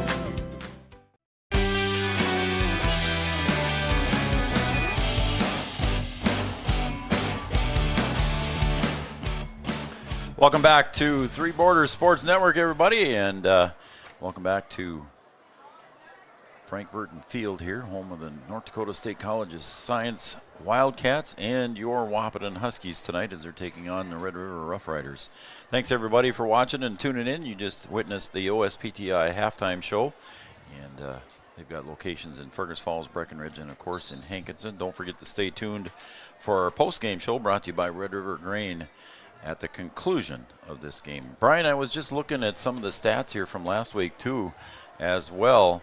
And like I said, last week against Jamestown, Red River only had 237 yards. Out of that 237 yards, 24 yards rushing. Really? That's all they got against Jamestown. 213 yards for Parks passing. Look like a different team tonight, isn't it, though? Totally different team. So, yeah, that's quite a comparison. This kickoff is going to be brought to you by Gripper Sports. So, Drayton Malk's going to kick off for the Huskies. He'll drill it right down the middle. Picked up there at about the 17-yard line. Coming up forward is Wiggestrand, and he'll get across the 35, maybe to the 38 was Wiggestrand on a nice return. So decent starting field position here for Red River. And let's see if see what kind of adjustments were made here at halftime and see if they can maybe get a 3-and-out. 3-and-out would be nice here, Joe, to start the second half. Great for the Huskies. Again, I look in that safety backfield for the Huskies, and I look at 115-pound Martinez back there. Easy to lose sight of him back there if you're the quarterback. But like I said, he had an interception against Devils Lake in the opener. Good for him. Parks hands it off to the other side. Looks like Oakstead. If it's a different number, I'll clarify that. It gets up to about the 42-yard line, so a carry of about 4. It was Oakstead. Yep, more of the same, Joe. You know, if it's not broke, you don't need to try and fix it. Yep. Red River coming out, just showing the same look and just going off tackle, picking up 3.5 yards, and you'll take that every carry, Joe. Quinn Nelson comes out to the near hash mark. Parks in the backfield. And it's a pitch this time to Oakstead across the 40, 45 to about the 48. We'll see if it's going to be a first down. We're going to stop the clock here on that one. It's very close to a first down. I don't know if that's a measure or they're just going to say it's first down. They're going to give them the first down. Wow. Well, no, they marked it at the 48.5. It was a first down because I think the stick was at the 48 across the way. Good block on the outside there, a little kick out block by Rustad to open up that first down gain. So again, Red River rushing for a first down here. Almost at midfield already here in the first series of the second half. Parks in the backfield. Huskies crash the line, and this time it's Oakstead, and he breaks away, and he's going to go all the way. 52-yard. Yeah, that's a tough one there, Joe. A good run there by Oakstead for the touchdown. And, we talked, what kind of adjustments or what kind of changes can you make at halftime? And I talked about wrapping up, and Bo Arnstein had a chance there to wrap him up right there at the line of scrimmage and had him and just couldn't bring him down. And Oakstead slips away and goes all the way into the house for the touchdown. 52 yards he ran that one in. The Huskies were crashing the defensive line like they were going to come through with a blitz there, and Oakstead just went to the opposite side where the Huskies were pushing. Yeah, Arnstein met him just past the line of scrimmage. Like I said, just couldn't wrap him up. It was a one-on-one tackle situation, and Oakstead won the battle. Again, Heichert in. He hands it off, and the carry by Feller is good for 2 on the run. So Feller on the 2-point conversion. Oakstead on the 52-yard carry for the touchdown. And the score on the Farmers Union Insurance scoreboard, 22-6 in favor of the Rough Riders. We'll be right back after this. Your first car. It might not have been perfect, but that didn't matter. You loved it because you worked hard for it. You took care of it, and it took care of you, your friends, and maybe that someone special. And through it all, we were there working with you, for you, to make sure it was a smooth ride. Then and down the road. Farmers Union Insurance. More choices, great rates, local agents.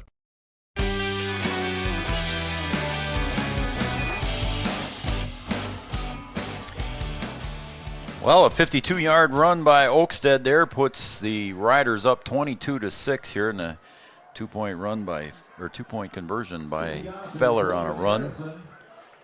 Makes the score 22-6. Joe and Melanie Klosterman are tuned in and watching Three Borders Sports Network, cheering on the Huskies. Thank you, guys. I think I saw Cooper here earlier. Their son.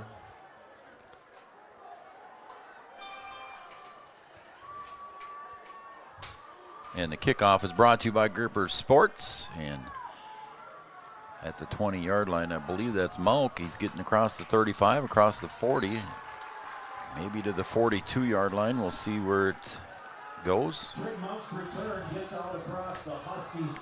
that kickoff was brought to you by Gripper Sports, downtown Wahpeton.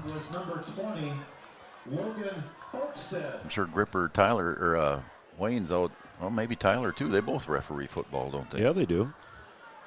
So Malk's return gets it out to about the 43-yard line. Arnstein alone in the backfield again. Huskies trail by a couple of scores. Malk now sets up to the right side of Arnstein. You need to start matching touchdown for touchdown here. A little flare, out screen pass out to Malk. Zigs and zags his way, gets up across the 50. He's across the mid-stripe, carries it up forward on that screen pass by about 7 yards. Try and match touchdown for touchdown and then figure out a way to get a stop in there. They've got to do it. They mark it at the 50. Gain of 7, second down and 3. 2nd and 3 for the Huskies. Scoreboard says 2, but it's 3. Snap. Pulls it back out of the belly to Kappas on the inside slant. Gets it up across the 45, maybe to the 44-yard line. First down for the Huskies. Yeah, good execution there. Caden just picked a spot and stopped. Able to pick up the first down. Play action there to Mauk. Hunter McCall signaling in the offensive plays. Arnstein. Drayton Mauk to his left. Kappas goes in motion deep. It's a little swing pass here to Mauk along the near side across the 40. Spins. Man, that was quick. Wow. Gets up about 8 yards. Nice spin move there from Drayton Mauk. Yeah, Feller thought he had him for a loss in the backfield, and he just kind of darted right underneath him and picked up another Crazy. 4 yards after the contact. Crazy spin. I'd say it's 2nd and 3. Those little guys are tough to bring down, Joe. I mean, look at Barry Sanders. I mean, he wasn't very big and just quick and hard to bring down. Snap. This time Arnstein keeps it, gets up to the 35. It's going to be close to a first down. We'll see where they mark it. I don't think he's going to get it. It's going to be short. Just short there. Arnstein doing a good job reading the outside linebacker there and keeping that one going right back up the middle. Harrison on the tackle. 3rd and a short one here for the Huskies now. Of course, they're in 4-down territory. They're inside the 50-yard line of the Riders. Arnstein brings Mauk in motion. Oh, had him offsides right there. There you go. They got it. Offsides on the Riders. It'll be an automatic first down for the Huskies. Yeah, I think they got Tellman there. At the 8:39 mark here of quarter number 3. Huskies moving the ball here, Brian, and that's what they need to do. Like you said, you got to match them and then figure out a way to stop them. Yep, got to move the ball, stay mistake-free, try and get in the end zone, and then figure out a way to get a stop on defense. You're still within 2 possessions. Arnstein alone in the backfield. Drops back, looks to his left. Now he's going to run left. Around the 30, 25, and slips there. He might have gotten a few more yards as Wiggestrand trips him up there at the 23-yard line. Yeah, tried to cut back there and slipped. He could have got another 10 yards if he doesn't fall down there. Yep. Well, it's going to be 2nd and short again for the Huskies, Brian. They're getting good. You talked about the Riders getting a good first down. Well, the Huskies have been doing just as well on this drive. Moving the football. See what they go with here. Another RPO. Kappas in motion now, comes back to the near side. Snap. Little fake reverse there to Kappas. Mauk spins and tries to get up. Does maybe get a couple yards. Little fake reverse there to Caden Kappas, trying to draw the defense a different way. You know, that's the second time there where they try and get a little cute with it, and Red River not having it. Sometimes you just got to line up and just go hard-nosed football and just take that thing right up the middle. I like to see them get under center every once in a while. So now it's going to be 3rd and short, about 2 yards for the Huskies. Mauk to the left side. Arnstein's going to spin to the right. He'll look to the right. Got to keep that one. Got to keep it and go for the first down. Like you said, Brian, he does run it across inside the 20, maybe to the 15, pretty close to the 15. So the Huskies in the red zone of the Riders. Yeah, good decision there to keep that. Nothing on the outside. Had a blocker there and able to pick up that first down easily and get out of bounds. Nose of the ball right on the 15-yard line. So Huskies 1st and 10 on the red zone. Split out here to the near side is Jackson DeVries. You know, that's one thing that we saw last year with Blake Schaefer. He's able to extend plays with his legs, and Arnstein doing a good job there extending that play. Mauk comes in and sets up to the left side of Arnstein. Snap. This time Mauk goes to the right, and he's going to lose yards on that one. Good tackle in the backfield there, a tackle for loss. And that was number 54. Garrett Eichmann. Yeah, I did fool no one on that one. I think that's one Bo would like to have back and keep. So that's going to bring up now 3rd and 12. A long 12 for the Huskies. Again, still in the red zone here. Well, let's see if they try and get this in bits and pieces or if they put the ball in the air here. Burnt in motion to the slot. Arnstein fakes the pass, pulls it back down, maybe gets to the line of scrimmage, maybe gains 2. And it'll be third down and about 11 here when they set the ball down. Arnstein thought about the pass and pulled it back down and took off. Yeah, just a little head and shoulders fake and then right up the middle. Not a lot of room there. Not able to make it back to the original line of scrimmage. So 3rd and 12, they say on the scoreboard. It's a long 11 for sure. Red River fans getting loud. Arnstein's going to try and race around the corner. Couldn't quite get the corner. Caught there from behind by, go ahead. You know, Cap is trying to run a little corner route there and got bumped. He was able to get to the corner. He would have been wide open. Rustad chased down Arnstein. For the Huskies at the 14-yard line. Melanie said that Joe is out combining wheat, so that's why they're not at the game. Otherwise, they'd be here, but she's happy that we're on Three Border Sports Network. So thanks again, Melanie Klosterman and Joe. Weren't you doing that earlier? Yeah. Earlier this week you were. Yep. I was spreading line Got him today. in the flat. There he is. Around the 10. Gets close. Is it a first down? Almost there for Jackson DeVries. Is it a first down? It looks like they're going to mark it. Somebody's hurt. Who's hurt down there? What kind of spot you going to get here? Who is that? As Chantel Shute runs out there to see and tend to who's ever. It's the Huskies. I don't see. It's a Husky player. I don't see a 6 standing up. 6 is right here in the huddle, isn't he? I'm Yeah, hoping it ain't 5. That's 6. He's got the towel. We'll take a break, and we'll let you know when we come back here, folks, on the Farmers Union Insurance scoreboard. 5:14 remains here in the third quarter, 22-6 in favor of the Riders. We'll be right back and update you when we come back. Three Rivers Crisis Center is offering support to survivors of domestic violence, sexual violence, and child abuse in Richland County for now over 25 years. It's free and strictly confidential. 24/7 access to support and resources including counseling. Get help, identify abuse, plan for safety, support others, and get involved. Three Rivers Crisis Center's 24-hour crisis line is 701-642-2115.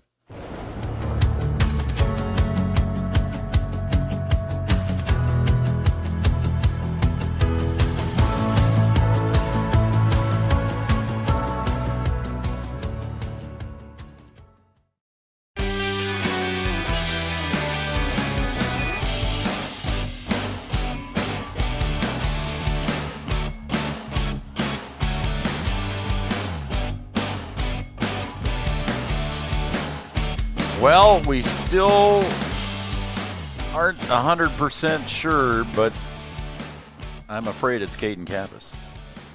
That's what it looks like, Joe. Yeah. And he's going to be helped off the field here. It's his right leg. We don't know what kind of an injury, if it's a lower leg, if it's a knee. Not what the Huskies needed right now. It was a first down here for the Huskies on a completion to DeVries, a key play here in the drive, but Caden Kappas is a huge casualty here, and I don't think we'll see Caden anymore tonight. It's tough to say, Joe. I mean, he's a tough kid, but He is. The way he's coming off, I would say probably not. But you never know. And the Huskies going to have to try and, if he's not able to come back, just going to have to try and pick him up. And, you know, everybody's got to pull up their bootstraps and get going and keep the work going and see if they can pull this thing out.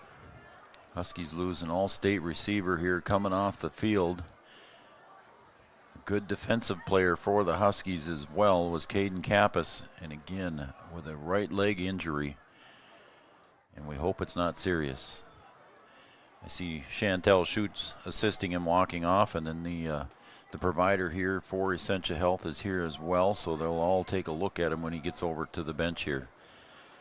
The Husky sideline was on their knees, praying for the best, and so do we here for Caden. Great kid. Well, you picked up the first down. Let's see if you can come back and punch this thing in the end zone. So it's first and goal for the Huskies here. Ball on the 4-yard line. So DeVries on the pass completion. Made it by a yard. First and goal. Arnstein's going to take it up the middle, gets across the 4, maybe down to the 3, maybe even to the 2. We'll see where they mark it. It's going to be 2nd and goal. He picks up about a yard and a half. Looks like its ball's going to be placed on about the 2-yard line. So it'll be 2nd and goal from the 2. Huskies need to get 6 here, Brian. Yeah, you got to come away with points here. And they got to get at least 2-point conversion out of it. And you need to get the extra point here, too, as well. Yeah. And then you got to turn around and get something on defense. So Arnstein in the backfield at quarterback. Malk to his left. Snap. Arnstein rolls, stops, going to go back to his right. Across the 5. He's going to fight his way. Does he get in? Touchdown. He got the ball across the line of the goal line, and it's a touchdown for Bo Arnstein. Had to go a long way to get it, Brian, but he got there. That's about a 10-yard run for a 5-yard run. Yeah. Turned around, got stopped, and changed his direction, able to go back and just make it to the goal line, Joe. And as he crossed and went down, the ball came up. They're going to call it a touchdown. And no review in high school sports here. Yeah, he put the ball out there and stretched for it, and it must have broke the plane. And Arnstein with the 6 points for the touchdown. And now they got to go for 2 here as they trail by 10 to try and keep it within 1 possession. See what the Huskies do. A little flare pass to Malk. Picks it up off the grass, but doesn't quite get in for the 2-point conversion. Nice reception there by Malk, but just couldn't quite get it across there and get the 2-point conversion. So the pass fails on the 2-point conversion. Just needed to hold that ball a little bit longer and let Trayton get a little farther outside in the flat.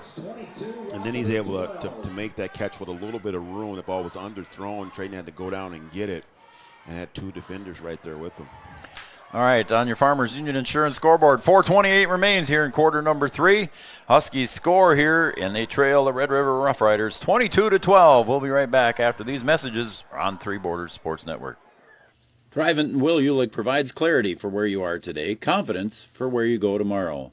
Thrivent combines financial expertise with purpose-based planning to help you with where you are today and where you want to be tomorrow. At Thrivent, Will Ulick can help you address a variety of complex subjects to meet your unique wealth management needs, from retirement planning to investment management and estate planning. Thrivent, what are you invested in? Thrive with purpose. Thrivent and Will Ulick supports all area sports teams and wishes them the best of luck.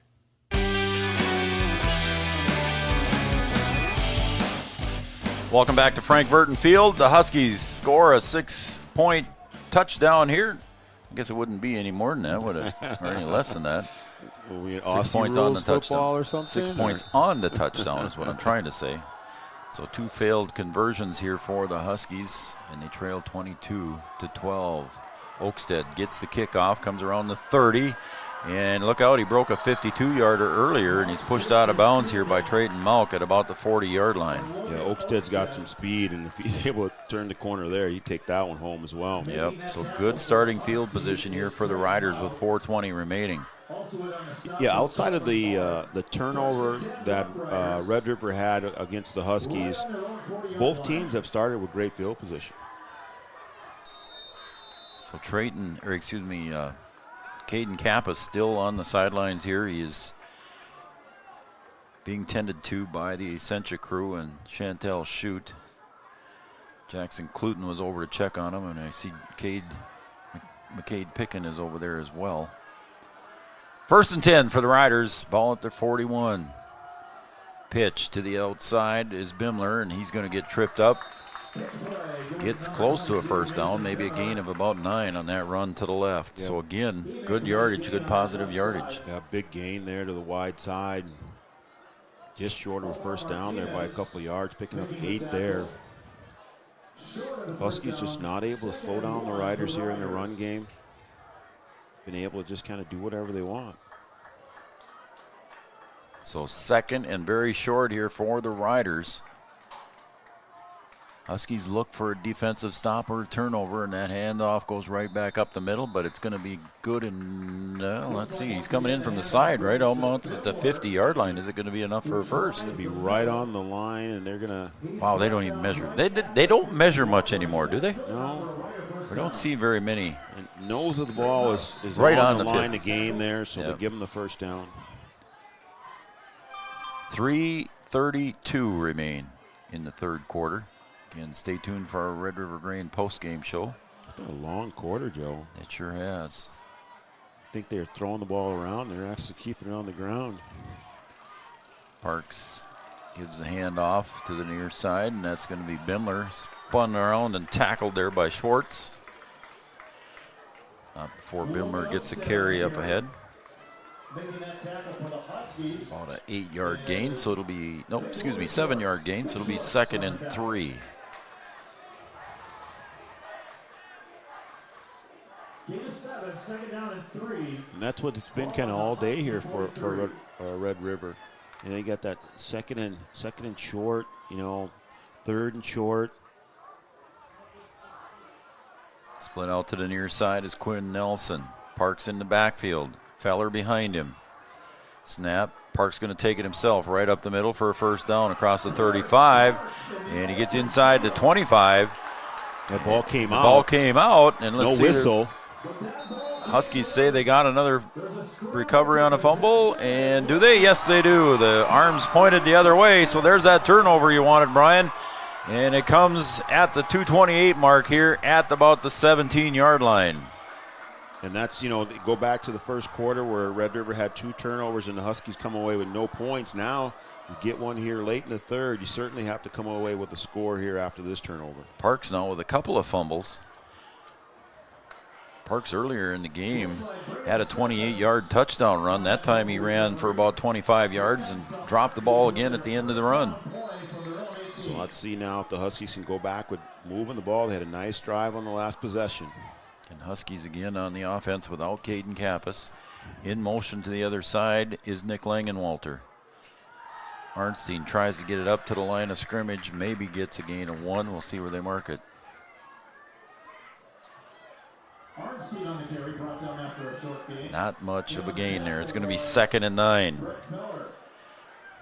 Not a lot of urgency yet needed for the Huskies. They have a 2-possession trailing, but there's still time left here in the third quarter. See if you can figure out a way to get Malk the ball with some space. He's always got it in a crowd, and there he is trying to get it to him on the outside there. Feller knocked it down. Yeah. And again, you just got to wait a little bit more on that, and you're able to float that one out to him. There's a lot of room on the side. Yeah, let him clear. Oof, yeah, that was the chance there.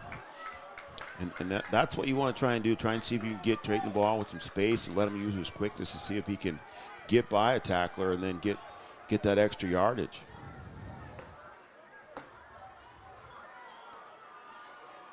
So the Huskies now 3rd and 9. Big down here for the Huskies. Snap. Spin move on Arnstein, and he's not going to get the first down. Barely gets back to the line of scrimmage. He faked it to Malk. Took it back out of his belly, spun around, and it's going to be a time for a punt. And Caden Kappas is usually the punter. Caden is the punter. Let's see who goes back to kick. Looks like Trayton Malk. The Geffrey Garage Crew said that Trayton Malk reminds them of Ryan Smith. Good comparison, Joe. Yeah, absolutely. Oh, and a high snap there, but Malk comes down with it, but he trips. Drops the ball, and it's going to be Red River Rough Rider ball at the 10-yard line. High snap. Trayton tried to take off with it and tripped. Yeah, just tried to hurry it and had time to get rid of it, but falls down there, and now Red River in business here near the goal line. The old turf monster. Isn't that what they said on Monday Night Football once? Yeah, turf monster, jump up and get you, Joe. Lori Strauss. So the Strausses are watching from Otter Tail Lake. Go Huskies. Thanks, Lori and crew out there at Otter Tail Lake. That's nice to hear that we're being watched out in Otter Tail Lake. That's what YouTube will do for you. I'm going to try and be in Lakes Country here this weekend. Are you? Not tomorrow, but no. My wife's listening. Sunday, we're gonna go out to the lake. Well, everybody be safe. Parks takes the snap, hands it off to Feller, and Riley Timian meets him at about the 10-yard line, and that's about as far as he's going to get. Yeah, everybody have a safe Labor Day holiday weekend. In case I forget to say it at the end of the broadcast tonight. Ball on the 9-yard line. Going to bring up 2nd and 7 after Feller carries it forward for about 3. Huskies need a defensive stop here big time, Brian, or another turnover. Yeah, you get the turnover, get the stop any way you can. You'll take it, but you cannot let him get in the end zone here. It's going to be a tough stop. Again, the Feller gets up near the 5. And Brett Feller, 6'2", 205. That's a load coming in there. That is a lot, Joe. You know, and even if you do get the stop, you're going to be backed up here in your own end zone. Mm-hmm. So you've got some work ahead of you. There's 19 seconds left on the game clock and 24 on the play clock. So and looks like they're all walking over and going to call it good enough for quarter number 3. On the Farmers Union Insurance scoreboard, we're going to quarter number 4. Red River Rough Riders 22, the Wahpeton Huskies 12. We'll be right back after these messages, after this.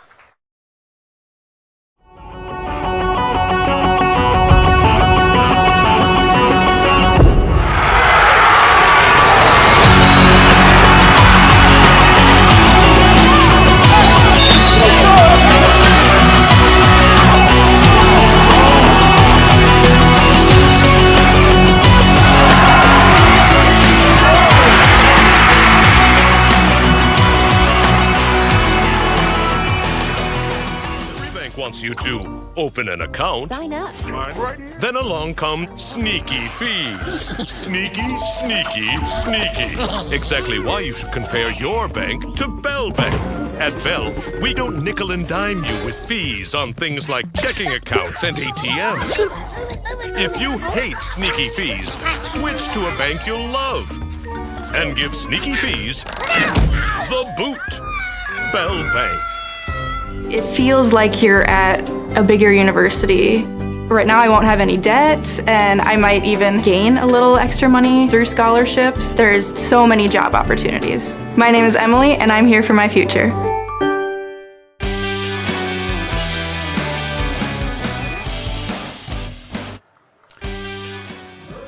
Quarter number 4 here at Frank Burton Field. It's 3rd and about 4 for the Riders. They can get a first down here yet. And that's Heichert. He's going to go around the right side, slips in for the touchdown. And it is a 5-yard touchdown run for Heichert. He was running all the 2-point conversions for them, but now he got to carry in the ball on a 5-yard touchdown run. Yeah, short down package, I guess, and had an opportunity there in the backfield to bring him down, and another missed tackle. And the Huskies give up another one, just unable to. Outside of Red River shooting themselves in the foot and having turnovers, they've been unable to stop them. So Heichert gets the touchdown here, and he'll stay in at quarterback here for the 2-point conversion. And standing in the backfield behind him there is going to be Oakstead. Heichert takes the snap, and he's going to take it himself right back up the middle, and he gets through untouched. So Heichert gets the 2-point run, or the 2-point conversion on the run, and that will put the score at 30-12. So the Riders, Brian, again, rushing the ball. Huskies haven't been able to come up with a stop and an answer on the defensive side. We'll take a break. And when we come back here on the Farmers Union Insurance scoreboard, 11:56 remains in regulation. 30-12 in favor of the Riders. Back after this. Insurance is an important safety net for your family, your home, and your business. Carlson Family Insurance Agency is your local auto owner's insurance provider. At Carlson Family Insurance, they work for their clients, not the companies. Customer service and satisfaction is their #1 goal. Give Carlson Family Insurance a call for all of your personal, farm, business, and crop insurance needs. 701-672-6002 or at cfiagency.com. Carlson Family Insurance, your auto owner's insurance agent.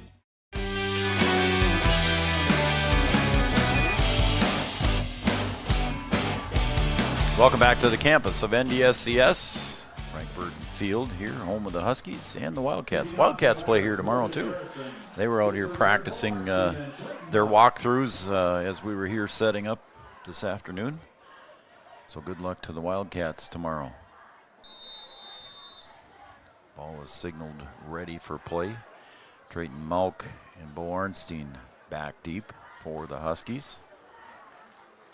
And the kick this time goes deep. Drayton Malk's going to get it at the 15-yard line. Across the numbers, breaks through the 30 and now to the 40, spins forward, falls through up to about the 42, maybe the 43-yard line. So a nice little return there for Trayton Malk, much needed by the Huskies. Had a chance there, almost broke that one. Yeah, it's just fun to watch him run, isn't it? What's he going to be like when he's a senior? Yeah. It's going to be fun to watch. Huskies going to see if they're in a bit of a hurry here now. Almost have to, don't they? Yeah, I mean, you got to score a bunch and you got to get stops. So you need the ball as much as you can and got to do something with it. Little screen pass set up to Malk at the 40, and there he breaks it to the 50, the 40. He's going to break another one. Getting caught from behind. He spins again, still tapes his feet to the 15, to the 10. What a run. 47 yards for Trayton Malk. What a little screen pass, Brian. You said get him space. There he got it and worked on his own. That's what I'm talking about, wow. Bill. See if you can get him the ball with a little bit of room. Not that he had a lot of room there, but able to somehow stay on his feet after 2 collisions and take that ball all the way down to the 10-yard line. A nice run there by Trayton Malk. Nice run by Trayton Malk. Boy, I got to agree with the Geffrey Garage Crew. That was a Ryan Smith look-alike run there. Arnstein brings DeVries in motion. Snap to the right. Arnstein's going to try to get up inside. Gets inside the 10. It'll be. Gets out of Why bounds. did they have the chains down when the ball was outside the 10-yard line? Do they have him outside the 10? They must have had him right on the 10 then, Joe. So I think the nose of the ball was okay. right on the 10. Okay. 11:08 remains. As Arnstein was tackled out of bounds. Trayton Malk to his right. DeVries in motion. That's Jackson. This time, Arnstein goes around the right. Inside the 5. Stretches and makes the touchdown. On a 7-yard touchdown run. So the Huskies come back in a hurry on Arnstein's touchdown run of 7 yards. Move quickly. Now let's see if you can get the extra point. You got the touchdown that you needed. Got to punch this in for 2 more. 55 seconds on that drive there for the Huskies on a nice return first by Trayton Malk and then on a screen pass to Trayton Malk. Arnstein finishes it off with a 7-yard touchdown run. Huskies will probably go for 2 here. Try and get this down to a 10-point game. 30-18. DeVries in motion. Arnstein's going to zig and zag his way in. Gets in for the 2-point conversion. So Arnstein with the 7-yard touchdown run and a 2-point conversion for Bo Arnstein at the 11:01 mark. 55 seconds on that drive for the Huskies.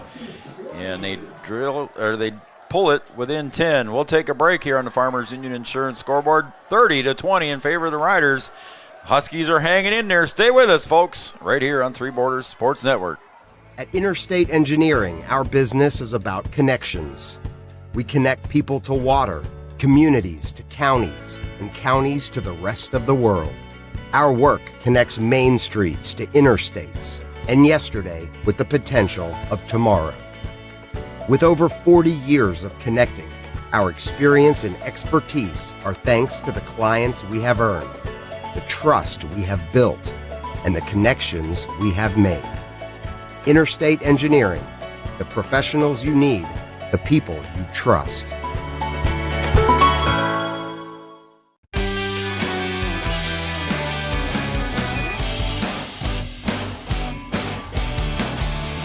Welcome back to Frank Burton Field. Joe Schreiner, Brian Watson, Chad Affield running the camera for us. Thank you, Chad, very much for doing that. He doesn't have a headset on, but I'm sure he's going to go home and watch it later. Going to go home and critique itself. I'm he'll sure come back, take notes. Well, we all do, man. I know. And Trayton Malk's going to kick off here again. He had the kickoff return, nice kickoff return of about 25 yards. Then he had that 47-yard screen pass and a little squib kick. Is it going to go out of bounds? Unfortunately, it does. Over on the near sideline there, just watching it go out of bounds was Ray Dusek, 5'9", 188-pound sophomore. And unfortunately, it goes out of bounds. Drayton had the right idea there to try and hit it into no man's land on the ground ball. Just couldn't quite get it to stay in. Yeah, just trying to get it on the numbers there and have the Riders make the decision.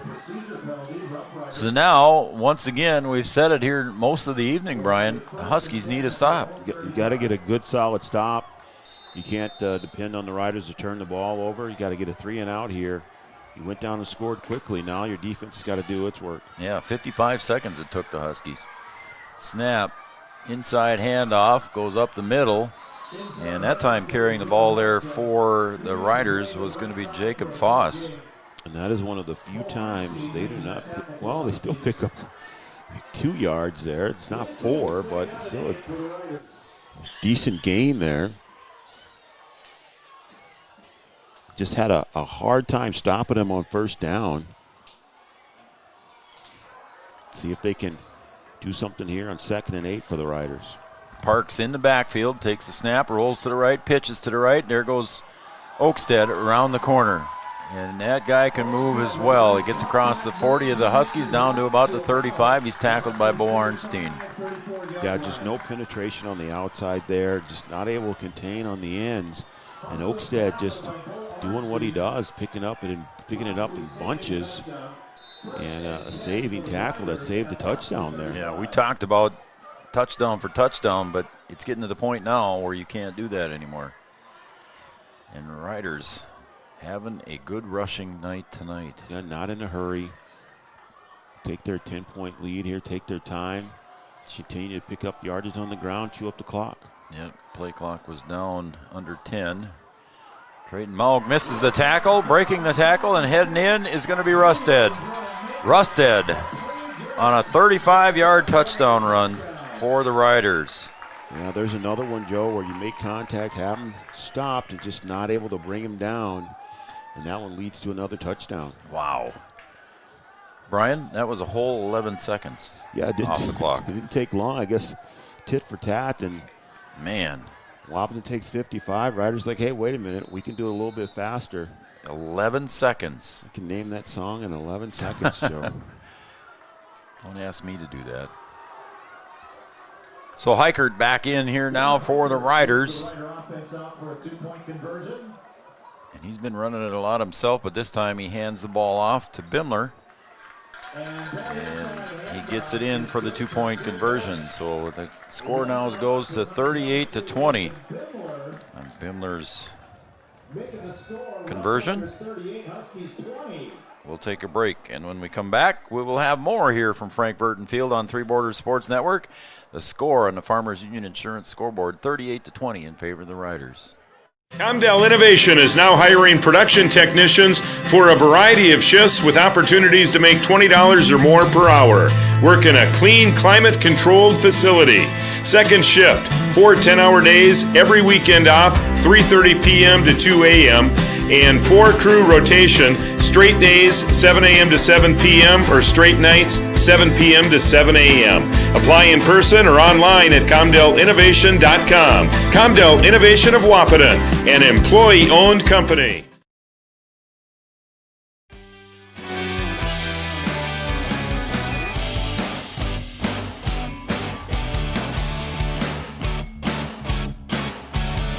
All right, welcome back to Frank Burton Field here, home of the Huskies and the Wildcats.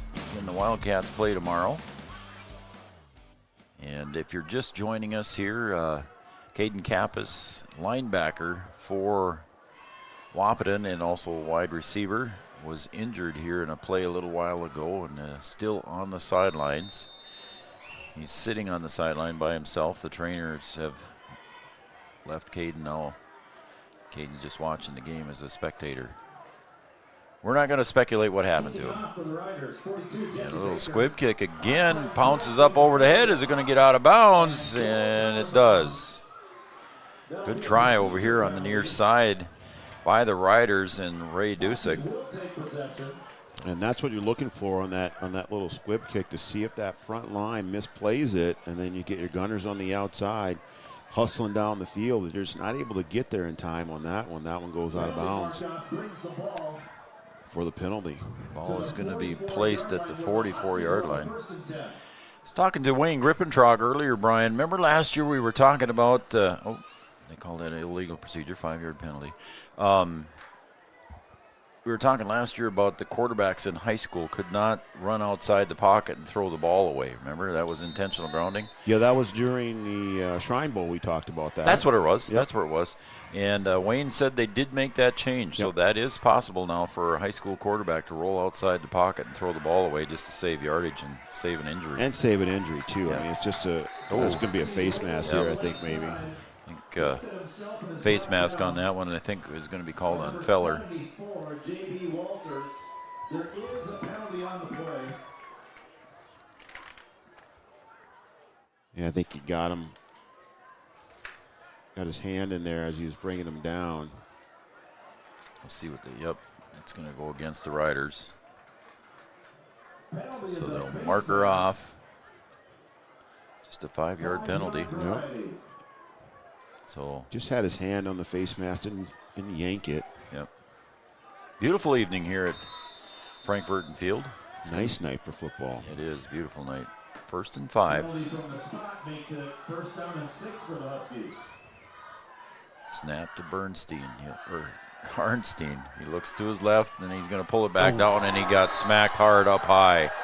He is down on the hit there by Rusted, and Bo Arnstein gets up a little shaken, but it was a hard hit. Yeah, just a tough one there, Joe. Rolling out to your left, and then he's trying to throw with his right hand and tried to set and throw that, and Rusted timed it perfectly. Good legal hit there on the outside. Yep, sure was. Rusted, 5'11", 205. Taking on Bo Arnstein, 6 foot, 170 pounds. So Malk to the left of Arnstein. DeVries in motion. Fakes the handoff. We got a flag. And this might be a offside penalty, maybe. Let's see what happens here. The flag was. Oh, now we got another penalty. It looks like there was a little skirmish inside the. Yeah, there was some talking going on there I saw earlier, Brian, and I think something came to a head there. So we got 2 flags on the play. Let's see what they call. Again, there was some things going on there among the players here with a little probably frustration from one and a little overconfidence maybe from the other. Big Rosie's coming out of the game here.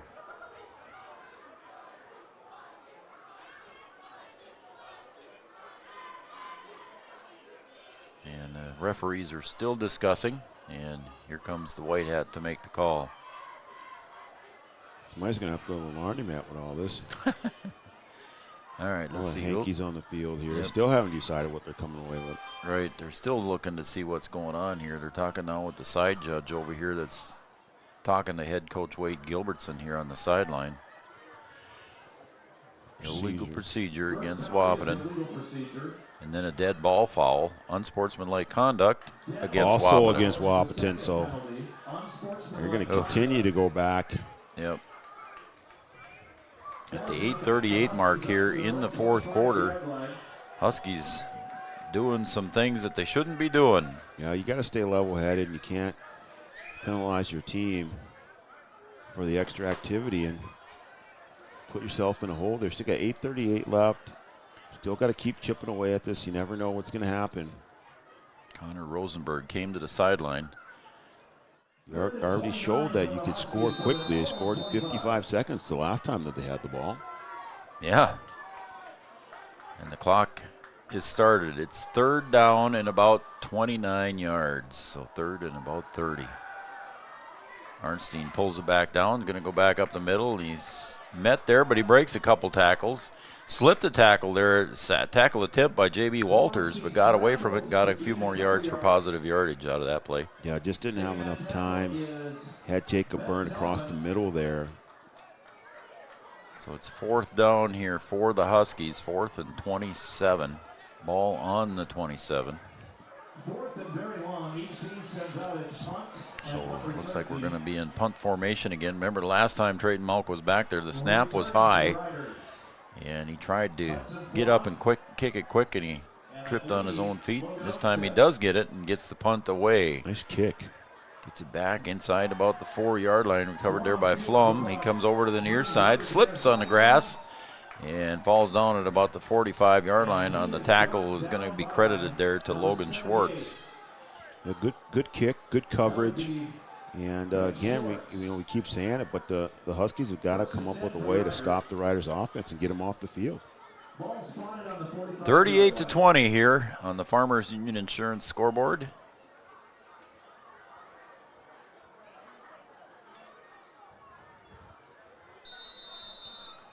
Again, like you said, Brian, I hate to keep harping on it, but the Huskies got to have that offense or the defensive stop here on the Riders' offense, and they just haven't had that answer here in the second half. Yeah, you're getting late in this game. You're behind. You just got to find out what you're made of here too, and just keep plugging away. And a good job there by Riley Timian to get there on the inside and start that tackle. Riley almost had the tackle for a loss there on the carry by Bimler. Riley, he's quite a character. Here he is. Got to be able to spend a little time with him during the summer baseball season and hang around him a little bit, and he's quite a character. A lot of those guys are fun to be around, and just great bunch of boys. Parks in the backfield. Clock continues to run. Pitch to Bimler around the right side, breaks it through, gets a first down, breaks another couple tackles inside the 40, down to the 35, and a carry of about 20 yards there for Bimler. Yeah, and the Riders just starting to have their way on the ground. Anything outside, up the middle was a little bit difficult, but now just a little pitch, and they're able to pick it up. Luke Anderson comes in for the Huskies. Ashton Mickelson came out of the game here. Well, folks, I hate to bring the bearer of bad news, but I see Caden Kappas is now up off the bench. Unfortunately, he's on 2 crutches. Still trying to coach there on the sideline, though. So still keeping his head in the game. That's what you got to do when you're a leader. Coming around the near side is Bimler, and again, it must be getting some dew on the grass here because that's the second slip there. Bimler falls down for a first down at about the 25-yard line. Trayton Malk was there to meet him, but Bimler tried to change direction and fell. Kind of almost in that same spot that Arnstein went down when he was trying to cut upfield. Yep. And now I see Chantel Schutz getting a workout here tonight. She's taping another ankle down here for the Huskies. Yeah, I can't see the number. Yeah, I can't see who's. I'm not going to speculate. I think I know who it is, but I don't know for sure, so I'll wait.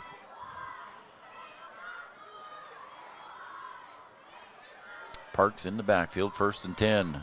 Huskies blitz, trying to get something stopped up the middle. This time it's a gain of maybe 1 or 2 by Bimler. Riley Timian again on the defensive stop there for the Huskies. That was Josh Byer that was getting his ankle taped. I was going to guess Josh, but I didn't want to say it until I saw his number. He's kind of sitting sideways there, couldn't see his number. Don't know if he'll come back in the game or not. He's still sitting on the bench. His ankle is taped. Looks like he's looking for something. Anyway, 5:09 remains. Parks. Bimler. This handoff to the near side. Rusted, and a good ankle tackle there by Trayton Malk on Rusted. Gains about 3 or 4. So it'll be 3rd and about 6 for the Riders here. And for the Riders right now, Brian, I would bet they're in 4-down territory. I would say so. Getting down here, be inside the 20 possibly. Riders looking at a 3rd and 6. Bo Arnstein was just over talking to Caden Kappas, along with Jackson Cluton. Again, like you said, Brian, Caden's coaching him up, maybe telling him he's going to be all right and things will be all right. Cheering on his team. 3rd and 6. Parks, snap. He's going to roll right, take it himself. Beats Timian to the corner. And it looks like he fought forward, gains the first down, I believe, as Braden Steffens tried to chase him down on that far sideline, but it looks like it might be a first down for the Riders. Yeah, just able to get around the edge there. Got past the Husky defender and able to pick up a couple extra yards, and that's enough for the first down. It'll be a first down there right inside the 14-yard line. Omar Martinez carrying his left arm. Kind of funny here as he comes out of the game. Yeah, he was there trying to make that tackle on the outside and not able to bring Parks down. He's coming over to see Chantel. Jacob Burnt checks in. 1st and 10 inside the red zone. Bimler to the right side. Breaks a tackle, gets across the end zone for the first down, or touchdown, excuse me. Nice little cut back there by Bimler, able to work his way into the end zone, and the run game of the Riders continues to work. Bimler, Oakstead, Parks, just kind of putting a hurt on the Huskies now. 15-yard touchdown run by Bimler. Bimler, a 5'7" senior, 162-pounder, as Heichert checks back in now for the conversion. That's at the 3:34 mark here of the fourth quarter. Either going to give it to the up back or let the up back lead and have Heichert follow right behind. Bimler right behind Heichert. Rusted to the right of Heichert. Snap is high, and he's got to try and pull it down, and Heichert couldn't get quite the handle. By that time, the Huskies crashed in, and they were stopped by the Husky defense. I think that's Schwartz coming off there. Tried to get it to him, and just the high snap, not able to put it in, and had to decide to take it himself, and the Huskies get the stop there. So it's 44-20 here on the Farmers Union Insurance scoreboard on Three Borders Sports Network. We're going to take a break. We'll be right back after these messages. For 90 years, Casey's has been the place to enjoy time with family and friends. A place to meet people and share stories. Lots of memories have been made at the corner. It's the place to meet before, during, or after the game. The game is always on at Casey's on Minnesota Avenue in Breckenridge. Casey's, proud to support area high school athletics.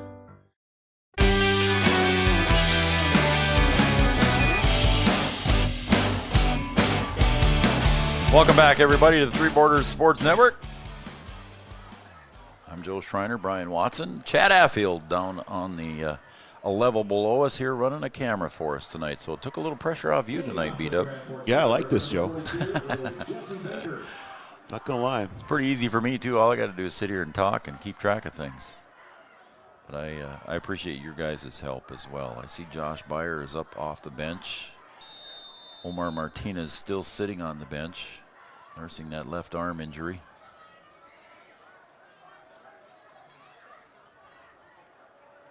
.334 remains here in quarter four, and the kickoff again. Another squibber comes to the near side, and it's picked up here by Carson Van Epps, I believe. Yep, it was. So Carson Van Epps, sophomore, 5'10", 172-pounder, covered that little kick and put it on the ground in a hurry to keep it in the Huskies' hands. Boy, next Friday night we got a dandy coming. We are going to Wyndmere, and we are going to do some Warbird football on Friday night. Both Wahpeton and Breckenridge are out of town. We had a good time when we went there last year. Oh, we did. Yeah? It was a fun game, too. So, yeah, it's a good football program over there. Yep. Coach Hosford and Coach Strengy, very hospitable. And the carry goes up forward, and a tackle met at the line there. And the carry by Weston Jensen.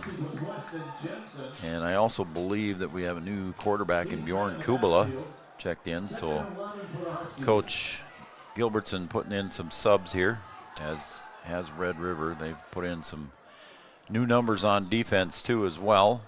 Yeah, get these young kids some experience, get them some varsity snaps, and you never know when they're going to have to step in and play, you know, when the game is a little bit closer. So a great opportunity to get them on the field and get some live action. Kubala hands it off to Jensen. Maybe gets back to the line of scrimmage. It'll be 3rd down and 10. I think the Warbirds are taking on Hankinson Friday night. Raleigh will be with us on the call. We're going to have some remote cameras going, I think, and we're going to have some fun down there. over there. Going to be a little rivalry game there. Yeah, it'll be fun. That should be fun. A nice little press box up there for us, B-Dub, and we'll be happy. Dean Bergman's in for the Huskies here at wide receiver. See if I can grab some other numbers here. In motion going the other way for the Huskies is Steffens. Comes back, and the handoff goes straight up the middle. Carrying it forward for a couple yards. I'm guessing that was Jensen again. Yep, it was Jensen. So it'll be 4th down for the Huskies here. We're under 2 minutes to play. I would assume we'll probably just kind of run it to continue the clock. Let the clock the running. offense on the field. I see on the defensive side for Red River there, number 33, Hayden Hong. Number 7 is Hamza Hussein. Who else they got out there? Number 44, I haven't mentioned his name yet, Cameron Klested. Number 11, Andrew Peterson out there. Snap to Kubla, and it's a bobbled snap, and it'll be Red River ball at the 44-yard line. So a turnover on downs here for the Huskies. 44-20. 1:21 to go, so I would assume we will see victory formation. Couple kneel downs here, and see heading out there for the Huskies. I see Isaiah Hill going over to one corner position. Also checking in for the Huskies is Tyler Felt. And victory formation here for Pierce Parks and the Riders. Takes the knee. And we'll run off 40 seconds. And then we got a busy week next week here, too. Is Emily watching? Emily, I'm going to keep your husband busy next week. She might be in bed by now. It's Okay, past her she bedtime. might be, yeah. So. Oh, goodness. Yeah, let's see here. Monday is Labor Day, so we want to wish everybody a happy Labor Day. And then Tuesday, I've got Breck Volleyball in Wheaton. Then on Wednesday, we've got our first coaches show of the year. Yep. And then on Thursday, we're both working. Yeah, I've got the Lady Huskies volleyball team. I think they're taking on North. Yep. And you are going to be on the other side of the river at Breckenridge. And they'll take on Lake Park Ottoman as another knee comes down. And that will be enough to expire the clock. Then on Friday, we've got Warbird football. So Tuesday, Wednesday, Thursday. And then on Saturday, off the cuff with Raleigh and Julie, we'll have the Headwaters Parade. You over there in Breckenridge for that? Yeah. So we'll take a break. Your final score here on the Farmers Union Insurance scoreboard, 44-20. The Riders defeat the Wahpeton Huskies. Huskies drop to 1-1. The Riders go to 1-0 in the conference. We'll be right back for our post-game show brought to you by Red River Grain right after this. Never in my life thought I would be through a tornado. It's devastation. I walked out in shock. Where do you start? Jared's name came up on my screen. He's our agent. And he said, we'll get you taken care of. For him to call at the exact moment that our life is being shattered, I couldn't ask for a better agent, for a better company in a disaster where you have no idea where to start. For service you can count on, call 866-COUNTRY and request a quote today. Insurance is an important safety net for your family, your home, and your business. Carlson Family Insurance Agency is your local auto owner's insurance provider. At Carlson Family Insurance, they work for their clients, not the companies. Customer service and satisfaction is their #1 goal. Give Carlson Family Insurance a call for all of your personal, farm, business, and crop insurance needs. 701-672-6002 or at cfiagency.com. Carlson Family Insurance, your auto owner's insurance agent. Since 1987, Red River Valley and Western Railroad has served North Dakota and Minnesota with over 500 miles of track. Red River Valley and Western handles shipping, freight car repair, storage options, and now transload services. With over 30 years of experience in the railroad industry, they know dependable service is what you strive for. Red River Valley and Western is proud to be a part of the community since 1987. Did you know that we serve nearly 1,500 square miles across North Dakota and Minnesota? Or that we've been around for over 60 years? How about that we've got 3,000 miles of fiber optics powering one of the best networks in the region? The best part? We're a cooperative. That means we're continually reinvesting in our communities to make them better than ever. We are Red River Communications. We've been recognized as a leader for helping our communities be great places to live and work. To find out how we're helping connect our communities, visit redrivercom.com/connect. Washing your car just got a whole lot cheaper. With All Seasons Car Wash Unlimited plans, you can wash your car whenever you want for as little as $33 a month. You can even wash your pet at All Seasons Car Wash. So this fall, keep your vehicle and your pet clean. Conveniently located at 1300 4th Avenue South next to Tractor Supply Company in Wahpeton. To enroll in an unlimited car wash plan, please visit allseasonscw.com. No matter what time of year, a farmer's relationship with Red River Grain never changes. Red River Grain works shoulder to shoulder with area farmers, drying, cleaning, and marketing your grain to attain the highest possible profit for you. Red River Grain has been saving farmers for years, rewarding them with reasonable prices on purchases and fair deals when they sell. Talk to Kelly or Brad about the many services they offer. Red River Grain in Breckenridge. Call 643-3738.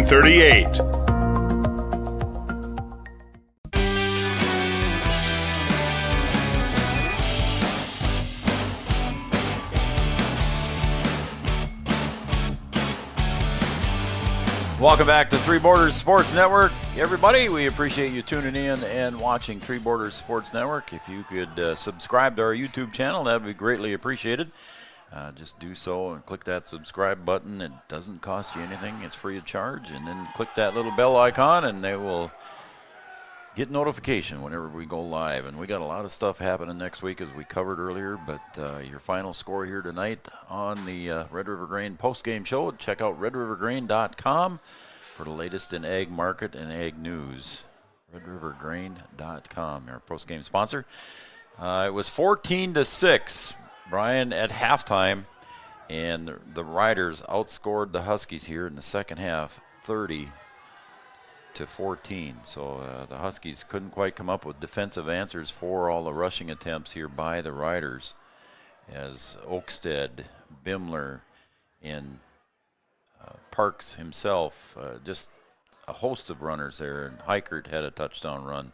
A lot of different things. Oakstead, 52-yard touchdown run, 35-yard touchdown run for Rustad, all in the second half. Yeah, I think, at halftime, I think, the Huskies went in there with a little bit of confidence saying, hey, we just need to change a few things. We got a couple breaks in the first half and able to keep them out of the end zone, only gave up 14 points.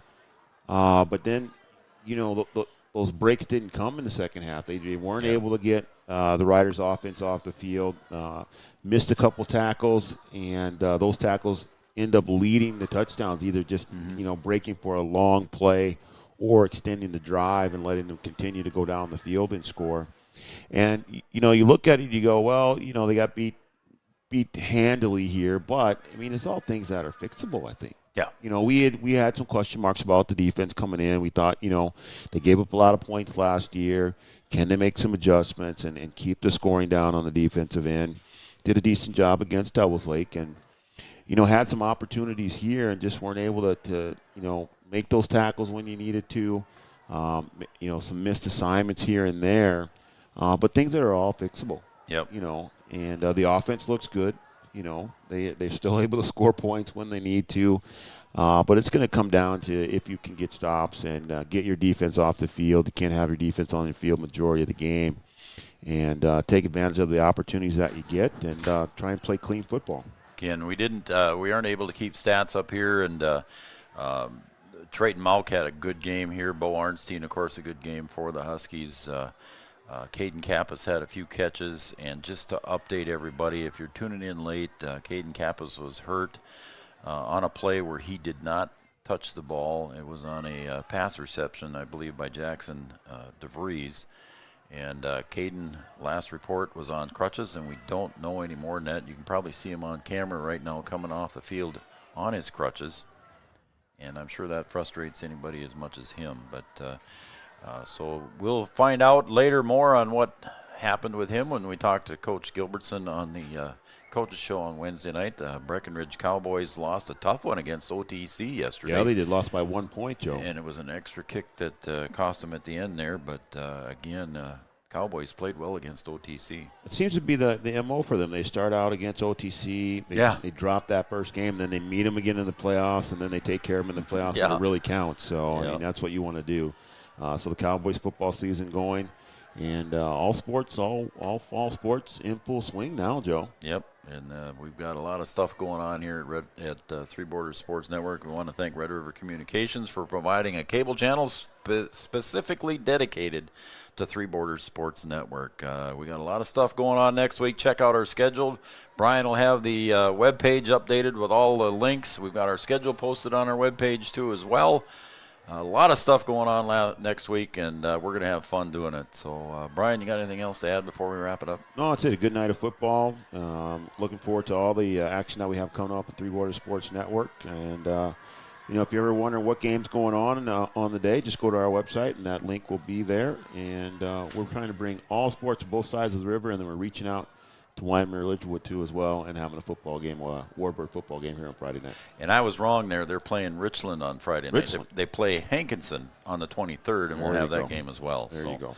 We got 2 Warbird football games here. So they're playing Richland on Friday night. So make sure you tell your friends and neighbors about that. All right, anything else? No, that's it, Joe. All right, let's wrap it up. For Brian Watson, for Chad Affield, down running the cameras, did a great job for us tonight. For Brian Watson, Chad Affield, I'm Joe Schreiner. We all wish you a very happy and safe Labor Day weekend. The Huskies fall to Red River Rough Riders tonight, dropping to 1-1 in the conference. They fall 44-20. Good night, everybody, and have a safe weekend.